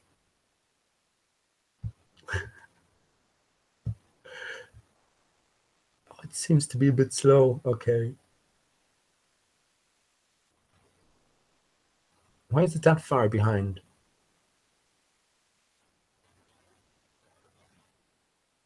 Ah, shit, man. Why is it doing that? Why is it that far behind? Oh, that's miles behind then.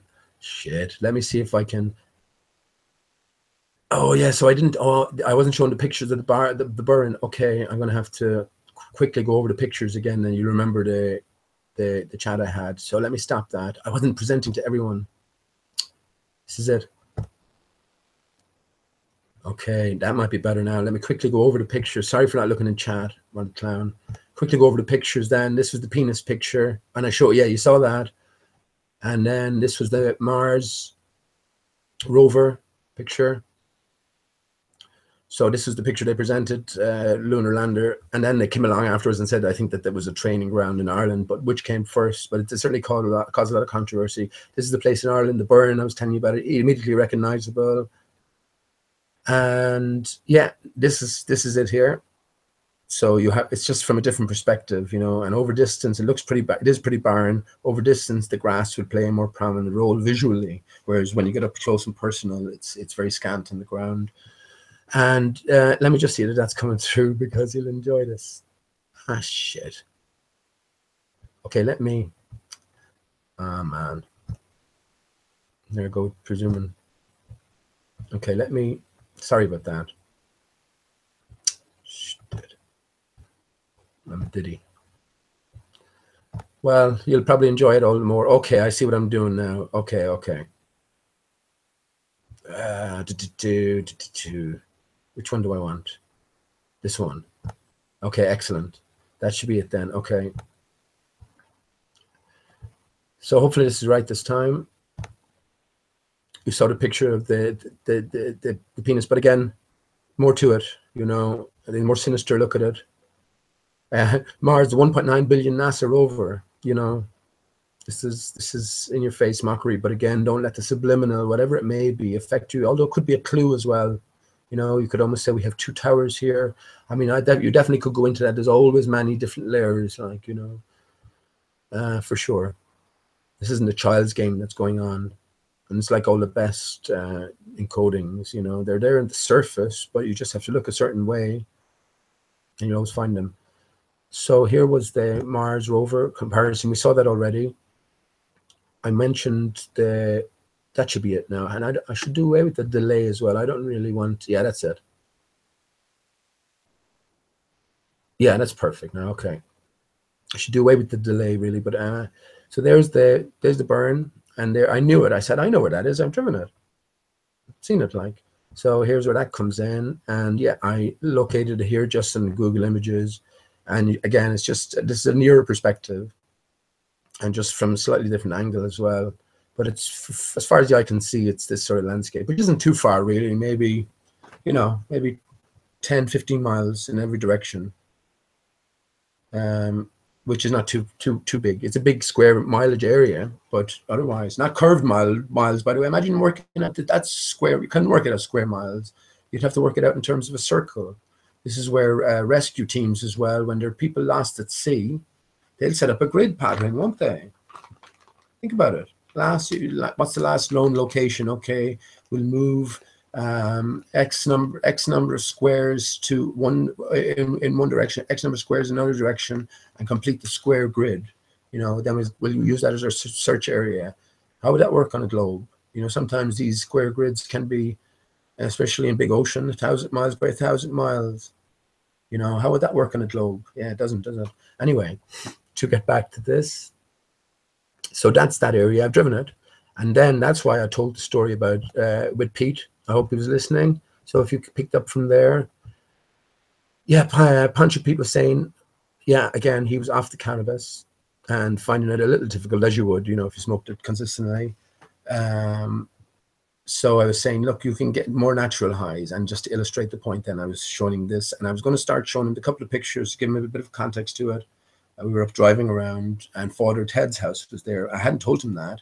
And he would instantly recognize that. And he said, is it something to do with Father Dougal from Father Ted? And I said, what the fuck? Because it had nothing to do with the conversation. And the reason I was going to show the pictures. So I said, what the fuck? And then I couldn't show him the pictures, but I can show you now. So so here they are. Let me stop sharing that. Now I need to stop sharing that because, right, I think I know what I'm doing now.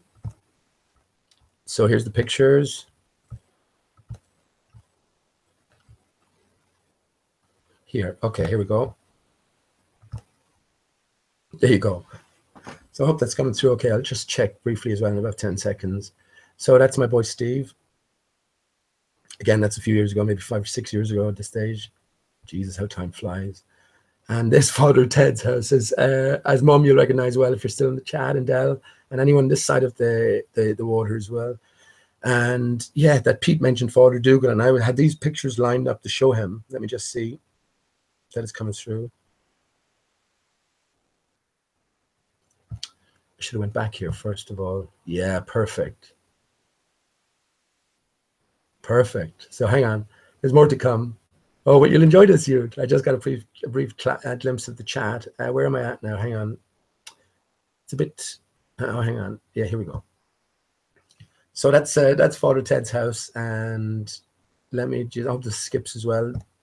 There's me, just to show you. A few short miles. That might even be the other side of the mount, that mountain, or that sort of prominence featured on the Mars rover, right? So that's me. You can pretty much tell that's me, right?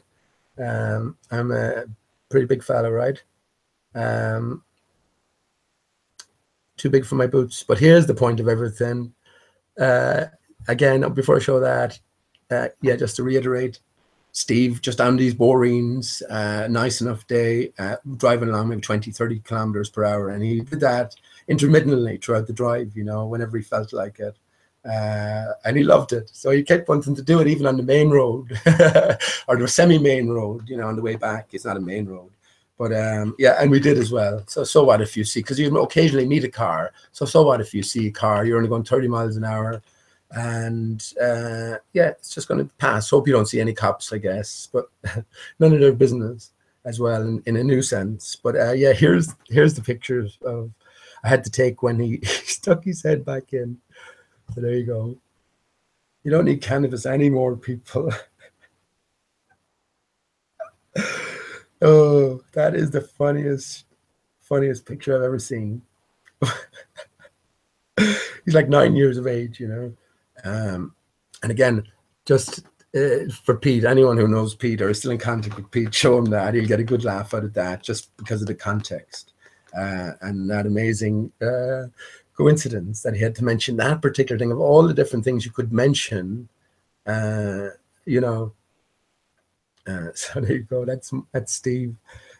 He's pretty happy. He's pretty happy. So that's an oxygen high. And look at his hair. Yeah, look at it. That's what's called the cow's lick. Lots of people would have heard Dell and some of his flowery language, but he'd be talking about a lick spittle. And I was wondering about a lick spittle. What does a lick spittle actually mean? And you can understand what he meant by that. It's just a yes man, you know, someone that comes back and does the same thing under orders. If you think about a cow's lick in a child's hair, no matter what you do to it, like it took us ages to get his hair back down there. So no matter what you do to it, and you might lick it as much as you like, so you repeat the same act or action over and again, and you're making no inroads, you know. So like a lick spittle, you're actually calling someone the spittle that keeps attempting to flatten these cow's licks or stand-up pieces of hair on children especially. It took us ages to get his hair back down. But isn't that a perfect picture? I come up with, of course, a meme. I should come up with more memes, actually.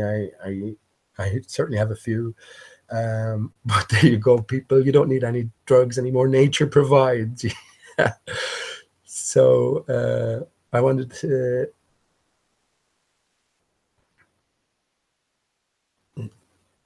Is it stuck? No, hang on. It's stuck, isn't it? I have to go back. Damn it.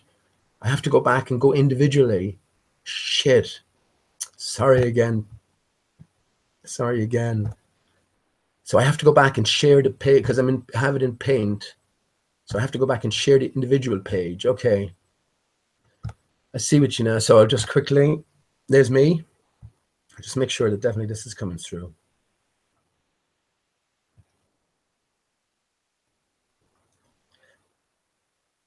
Oh, cool. You're going to enjoy this all the more then because I've spoken about it and had a little laugh, but I'm going to laugh again. So there's me again in the same spot.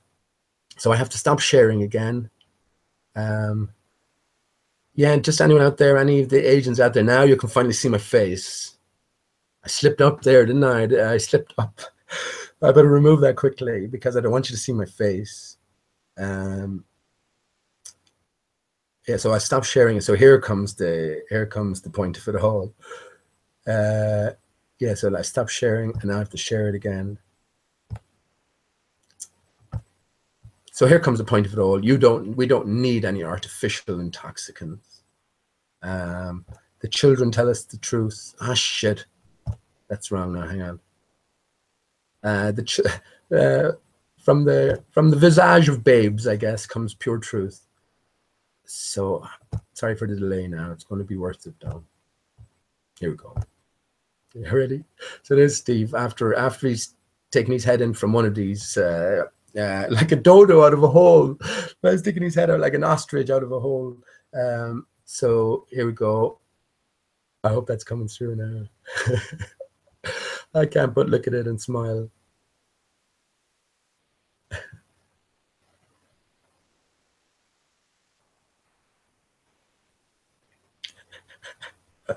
I see it's after coming up finally. Okay, that's my love there, and that was a great day. So I hope that's coming through. Yeah, I'm sure that's coming through now because I can see it. So look at the face. I leave it up for a bit more, just to any captions there. Any captions based on the again, the idea is just sticking his head out the sunroof and driving at maybe 30 kilometers, 25 miles an hour. That's all it is. So all the other talk about lick spittle, now you can see how where I'm applying that there. It took us ages to flatten out his hair, you know, but it was worth it. It was worth it in the end. My mouth was, both our mouths were as dry as an Arab's tacky, an Arab's trainer, you know. So, yeah, sorry that wasn't as seamless as I thought it might have been. So let me stop sharing that. So that's one of the things. I just wanted to put that up for Pete.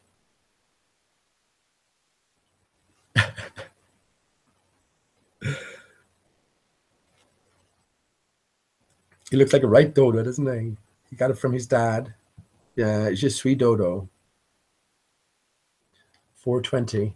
So that's just one thing I wanted to show. And if anyone still in contact with Pete, I'm sure he'd get a kick out of that. I'm not really too much anymore, so at all actually, but that's okay.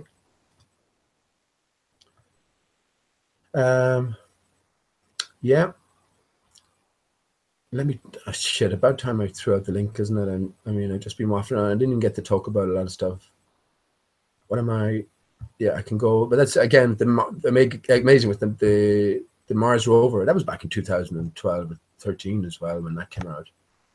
But yeah, I think it's all about us waking up as well. So we're meant to wake up. Again, this is all covered under completely legally. You know, if you're not paying attention, then that's your own business. That's how they justify it. Whereas of course, it's all deception at its core. And I don't think you can escape that so much, especially once you find out. This is why it's so hard to go back on certain things. Yeah, sure. Okay, well, I don't mind. Let's let Captain Bullshit come in. I won't go on. Maybe another hour, man. Because again, it's late here. But maybe another hour. But I'll throw in the link. I didn't get to talk about a lot of stuff I wanted to talk about. Like usual, you always get diverted. Not diverted, but, you know, whatever. A few things I wanted to talk about. I was going to say that the road to conspiracy was paved for us with the JFK movie. When you think about that, that told you to your face that you're dealing with a conspiracy there. It led you in there. It's like 9/11. 9/11 was JFK on steroids. So we we've been said and led at every step of the way. So if we were to take all these things literally as opposed to a scripted narrative being presented to us, then we're losing maybe any greater meaning that is encoded into this stuff. And of course it is encoded. I think the truth has to be told to us. You know, we have to consent. And if we don't object or raise an objection, then our consent is assumed. You know, this is about, yeah, I just wanted to say as well about, you know, flat earth and ISA coming in today, talking about what you can and can't talk about in flat earth, what is bound to give flat earth a bad name or give a bad impression to any newcomers, or what isn't. Well, who's to say this? I mean, again, this is like this flat earth club rules, you know, that there's rules of engagement. When, as far as I can see, I'm definitely one of the people who have broken the rules the least. You know, I've been respectful in pretty much every forum I've been on, but I've also stood my ground and been forthright in some of my opinions, for sure, and definitely in some of my areas of knowledge, like 9/11. You know, I know, like flat Earth. I know the Earth is flat, and I will, and stationary, and I've given umpteen reasons over the years for it. That's why I don't talk about it so much now. I reduce everything down to the basic premise: or are we moving, or are we still? Because if we're not moving, then the ball doesn't enter the equation. So if we understand that and let that sink in, if we're not moving, the ball doesn't enter the equation. So everything associated with the ball, be it from curvature, be it from behavior of water, be it gravity, be it whatever, is fantasy, because it's all based on a ball, spinning ball in space. So it's all fantasy and out of the minds of men, you know.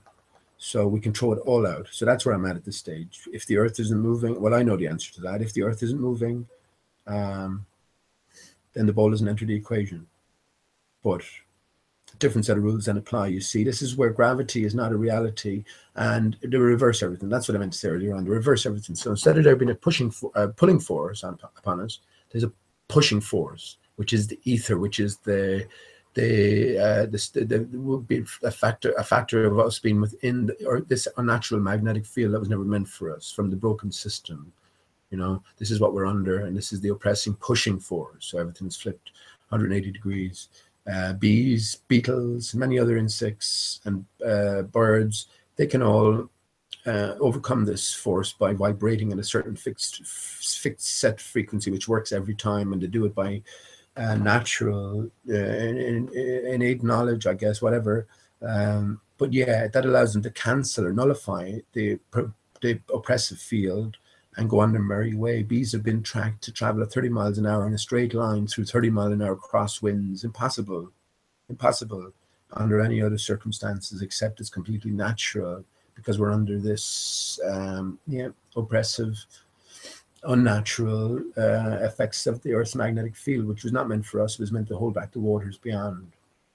And that's where the destruction of the trees, the giant supporting crystalline trees, in my mind, come into it.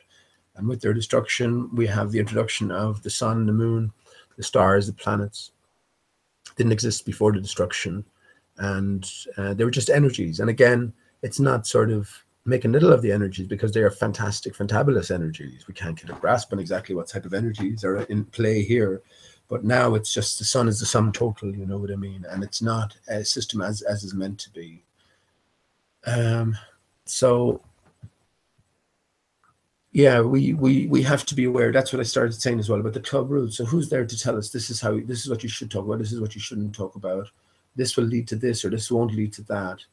No one is, you see. Even though plenty of people have been put in place. When I call out actors, I didn't call it like when I called him out as an actor. Well, man, you're protecting 9/11 truth, as if you're not smart enough to see 9/11 media fakery. And as I said, I don't make any judgment against the man. I have no authority to do that. Whatever role you're playing, that's best known to yourself. I have my suspicions, and again, I'll reserve judgment, because if there was a greater game and you were privy to it, would you play a role, even if it was as an actor, and divulging certain information, but not able to go near any other information, or certain other information? Would you do that if everything was all going to be rosy in the garden at the end? Well, of course you would. Of course you would. So in that sense, I hold a little, maybe not so much just a little, more than a little faith in that point of view. But it behooves me, I suppose, for myself, this is what I'm saying, just for myself, to call people out as actors as not being exactly what they present themselves to be. And they, believe me, are littered all over Flat Earth Inquiry. I could be an actor, sure, but tell me what information am I protecting? What area will I not openly speak about or listen or muse over? I certainly can't think of any, and there are some pretty dark topics that I've delved into. Bryce Taylor and her story, Kathy O'Brien and all that, that's the most horrific of stuff. That is the most horrific of stuff. That scared living bejesus out of you. But you get over it then as well. You have to sort of deal with this. And you, again, at this stage, then you have to decide what is real and what isn't. This becomes the ever-pressing question that we ask ourselves. So, yeah, just a few things I didn't get to talk about. Awake Souls and Event Skeptic, who've been calling people out. Awake Souls went to the Houston. Houston, we have a problem. meetup with Patricia Steer. Patricia Steer agreed to go on camera, so they have an interview on their channel. And Patricia, the game is up, you know. The game is up. What else can you say? The onus is on you now to deal with this, because truth is truth. And again, it's not about judging the judgment of the person, but if there is deception at the core, we need to know about it, you know, for whatever reasons. Again, I've pointed out that all sides protect Mark Sargent or point you towards Mark Sargent. So Mark Sargent is the clue master, and he tells you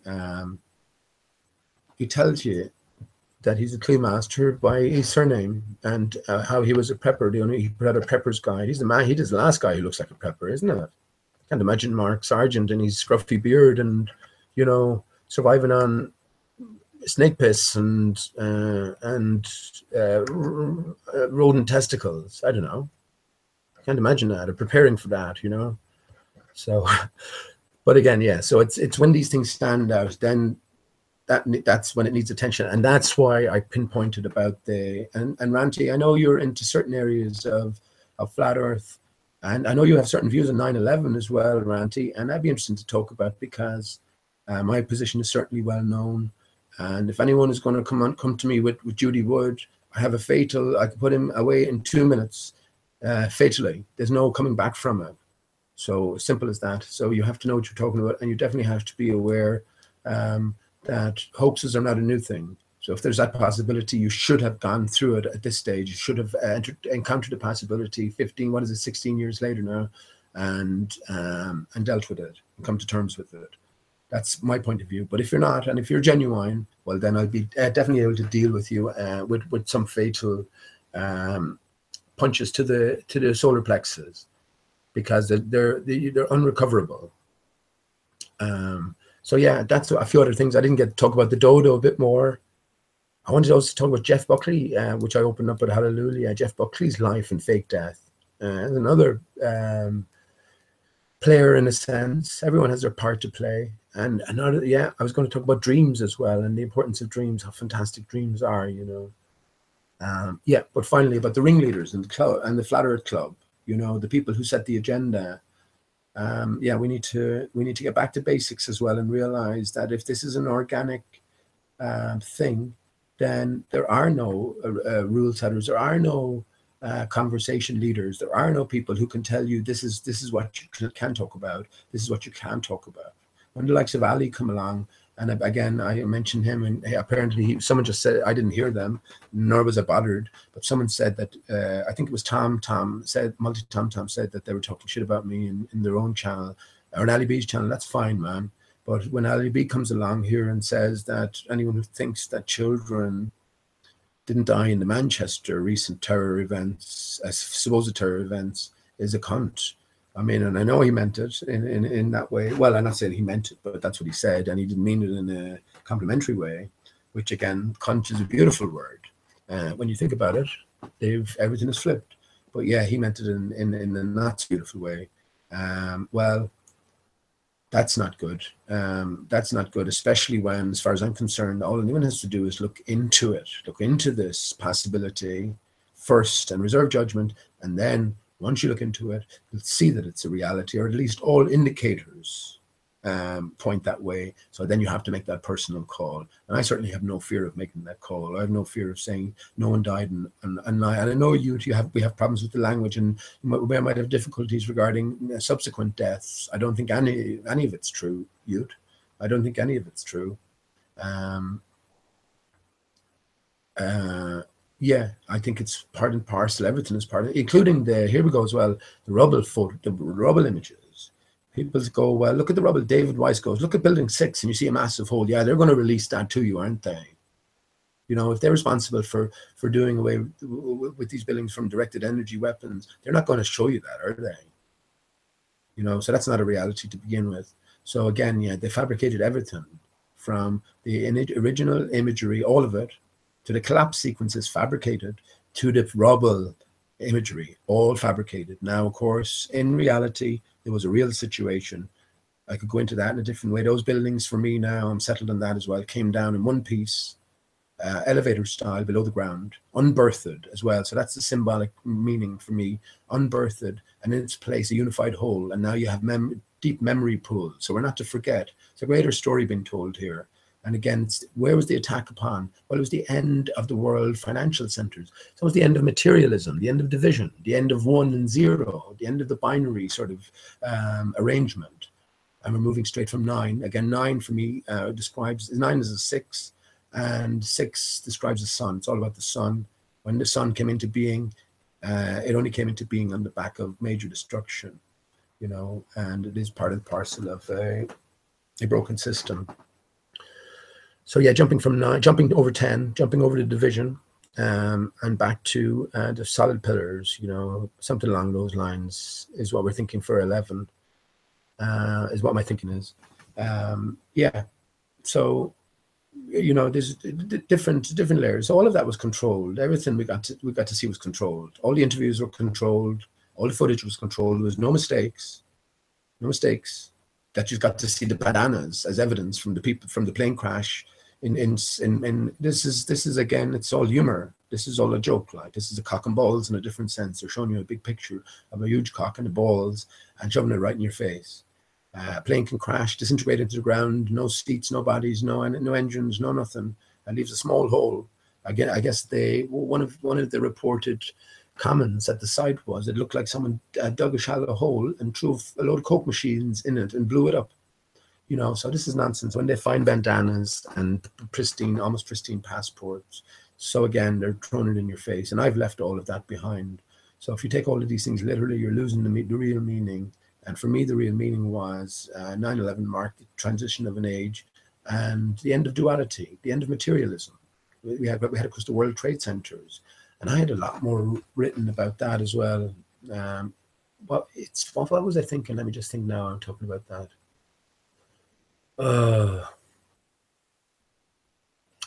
If you look at a plan, I think it was something like, if you look at the plan of the old WTC Center, not WTC Center, the World Trade Center, so including all of its buildings, including Building 7, which is Solomon Buildings, the Sol of Man, the Son of Man buildings, it was a big dollar sign. I think that's what I gleaned from it. It was a big dollar sign. That's what you could see it. That's what it sort of sprung out at you. So that's what I see it as ultimately.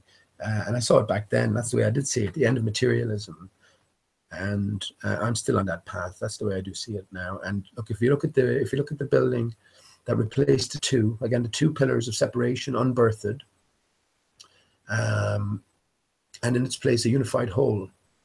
Whatever you think of the design itself, but yeah, it features upside down triangles. It looks the same from above as below. It is a unified, harmonious whole. Upside down triangles. They on the one standing on its end is representative of the female, and the other way around is male. You know, so we have a unified, harmonious, 2-in-1 sort of amalgamation, which again goes back to Genesis 1 of my views on what is the true nature of us and what is our initial condition. And I think it is, according to Genesis 1, in the image of God, maybe we are God, male and female, created he, them, in brackets, within the one vessel. For supporting evidence, go to the creation of Adam, the Sistine Chapel roof. You're free to do it, and look underneath Adam. Look how calm and solemn the environment is as opposed to across the way.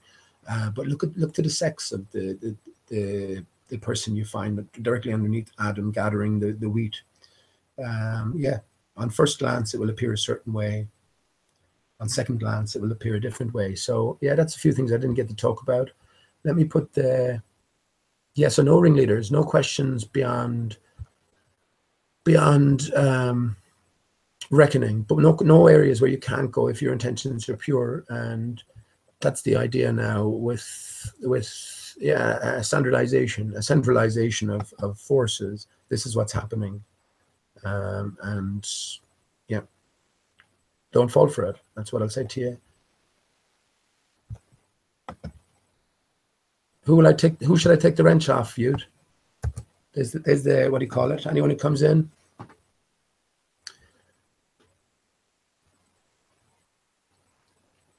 I'm telling you, Captain Bullshit, if there was loads of bother here because of you, man, I'm going to ban you because I told you I know what you are. But if you're reasonable, that's fine. You know, as long and I won't say any more than that. And that doesn't mean I have any power over you. But again, this is the reality. So I think everything's pretty much okay in the chat. Is that there's the link in the chat? Anyone? Hey, what up, nigga? Okay, someone's after joining. You believe in flat Earth? How you doing, man? How you doing, What you Ray? doing, nigga? You come in at 119, which is 9/11 backwards. That's amazing, isn't it? Yeah. And as I look at the clock, it's 7/7, 2017. So it's just after midnight here. I always said that 9/11 and 7/7 are intimately connected because with 9/11, you have 343 firefighters, which is 7 times 7 times 7, who apparently died, but they didn't die. There were just fabrications in the first place. But yeah, that to me connected with the events of 7/7/7, which was the major terror attack. It was Britain's 9/11, if you will. Shout out to Mark Taylor, motherfucker. What's that? I said shout out to fucking Mark Taylor. But you know what, nigga? What did you say? Do I know him? Yes, I do, of course. Yeah. Yeah, this said in the chat. You did in the chat? And let me just say this. As I pointed out, moment of this 119 and 7/7, 33 viewers. Come on. But I mean, if Mark Taylor's in the chat, he's again, he can, if he keeps it respectful, I guess. But the minute he steps over that line, even a tiptoe, he's gone because we know what he is. We know what he is, you know. So what else? Do you think he's an actor or something? Of course he is, man. He's not genuine. He's playing a role. I mean, do you not? I know you've been around, Ray. I haven't heard much from you. You tend to come into hangouts and not say much. You don't seem to cause any trouble or anything like that. But do you want to? You're free to speak here, obviously. No, that's for me. I can't give anyone any freedom for anything. I mean, I have no authority over anybody, you know. But you can fire away whatever you want to speak about. So what made you made up the dodo shit? Well, do you like it? What do you think? What do you think of the dodo idea? I think it's funny. Do you think there might be any truth to what I've been saying about it? Is the dodo like a fucking extinct bird or some shit? Well, so the story goes, man. My contention is that dodo never existed. So it was always used to encode something else. It's definitely significant in a flat earth sense, but exactly what sense, I'm still on the fence about whether it's a superficial sense in the terms that so many people have been pointing to it. So many hints have been given to us regarding the dodo clues that it's either a sort of a surface level clue. In other words, once you realize the surface of the dodo, that will lead you to the Gleason's map, which you'll see then is sort of laid out like almost like a dodo in places. So that could be the end of the dodo there, you know what I mean? Then you go your further way and find out more about the flat earth, or else it could be a more advanced part of flat earth inquiry in terms of it encodes, which is my contention. Do you think you get like an interdimensional dodo? Well, have you tried the blow-up doll shop? Actually, you know what I thought was a great idea? I mentioned this recently. You know, dogs, especially young dogs, are always sort of like young teenagers. Again, you're always working on hormones. You always want to hump something, and it must be out there. You know the way men or even women can get sort of sexual aids and blow-up dolls. You must be able to get one of those for a dog, like, you know, and keep them busy away. I think that'd be a good business idea if it isn't, because think about it. You know, that's just a part and parcel of the growth of a dog. You know, the growth patterns. They're horny all the time for ages. So a little blow-up doll in the shape of a female of the species of their breed. Lovely. Bob's your uncle. Just a thought. So if you're interested in blow-up dodos, someone's after taking the link as well. Well, if you're going to snipe, that's what can I do? Like, you know, Doesn't matter. So, yeah, you're interested in blow up dodos. I don't know what you want to go do with the dodo, Ray, in this dimension, not to mind in any other dimension, but that's your own private business. Between you, the dodo, and the greasy turkey, that's it's down to you. No, there's much more to the dodo. I say it never existed. So yeah, taking it further, it's sort of a step further within flat Earth. Then there's a greater puzzle to be associated with the dodo, and that's what I think may be happening. So yeah, taking it further. Oh, there you go. Is oh, we have someone. We have two people. I don't know who the blank person is there. There's just no name coming up or anything. And we have Delcroix. How you doing, Del? Joe, nice to see you, man. So yeah, you take your time, Del, whenever you want to chime in. Oh, Kathleen was in the group. Kathleen joined and left. Can you hear me? Yeah, there you go, man. Yeah, I was muted there. How's it going, man? How you doing, Del? Not too bad, man. Well, you playing fucking hangout roulette, throwing the link in, see how long you last or something, is it? Well, sure, what will be will be, Del. You know, what are you going to do? I mean, if they do, I wasn't going to go on for much longer. I had talked a bit more than I meant to put the link in a lot earlier, but yeah, I might go on till about 2, I suppose. And I'm sure that maybe the outside radio might be open tonight. What do you reckon? Oh, I don't know, man. It's only Thursday night into Friday morning, man. You know, it's I don't know. I don't know. I was going to do a pub earlier on, you know, feck it, you know. So don't know. Yeah, sure. Whatever you decide, Joe. I listened to your last. It was hard to listen to, man. Your last commentary on Chris and Caham. I saw your comments, man. Yeah, I know, but this is what they're doing, and it was like they had fucking. There was better arguments put forward in the fucking Flat Earth Debates channel 18 months ago from the ballers than the shite that they were coming out with. You know what I mean? But yeah, I don't know if you listened any further, but you see the way they sort of sidetracked Sean, you know, SMJ. Like he was doing his best, like he was fucking just pointing it out to them, but they just resorted to fucking literally baller tactics that we're used to looking at, you know. Well, and that's controlled. There's no other word for it. They're too smart. Chris is too smart. Caham's too smart. She always going back to mathematics, but the math.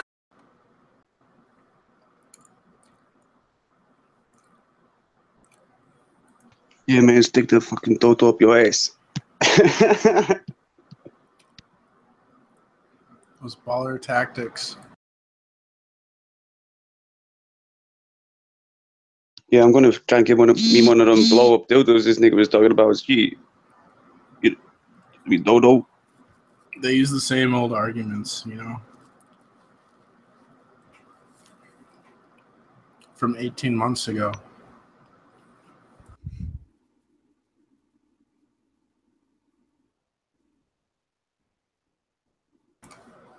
I think the Earth is a sphere, man, because like there's pictures of it and it's a ball. So I don't know how you really. It must be true then, right? Well, I don't know how you really argue against that. Right. I get your point. Just keep repeating it over and over again. Eventually it'll become true. Yeah. You gotta wake up these flat earthers to the truth. All truths, not just flat earth truth. Yeah. Truth in history, truth in the food industry, medical industry. All truths. We live in a society where it's okay to lie to your children about like Santa Claus and the Easter Bunny. That trains us at an early age to accept lies. Okay. Teach them to go to school at 9 o'clock.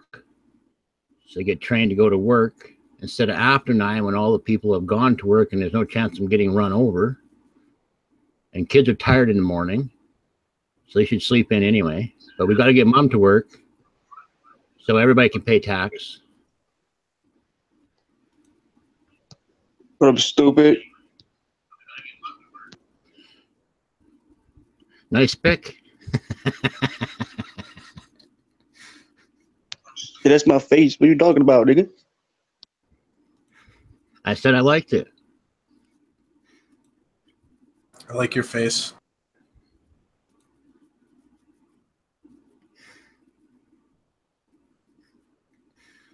Do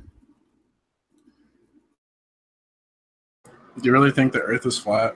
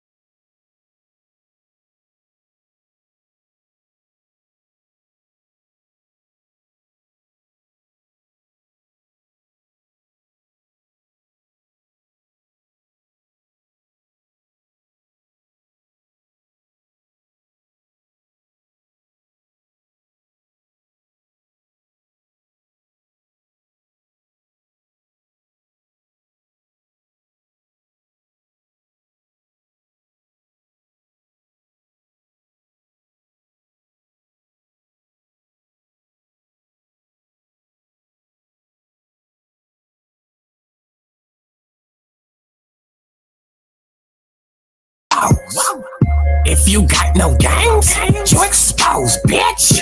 You expose. You expose.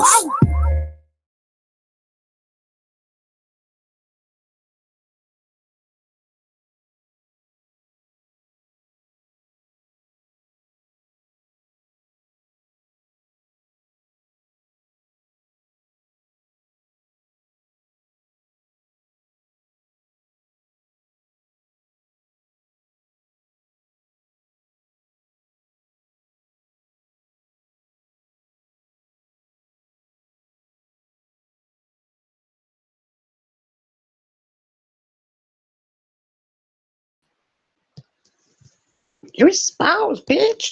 You spouse.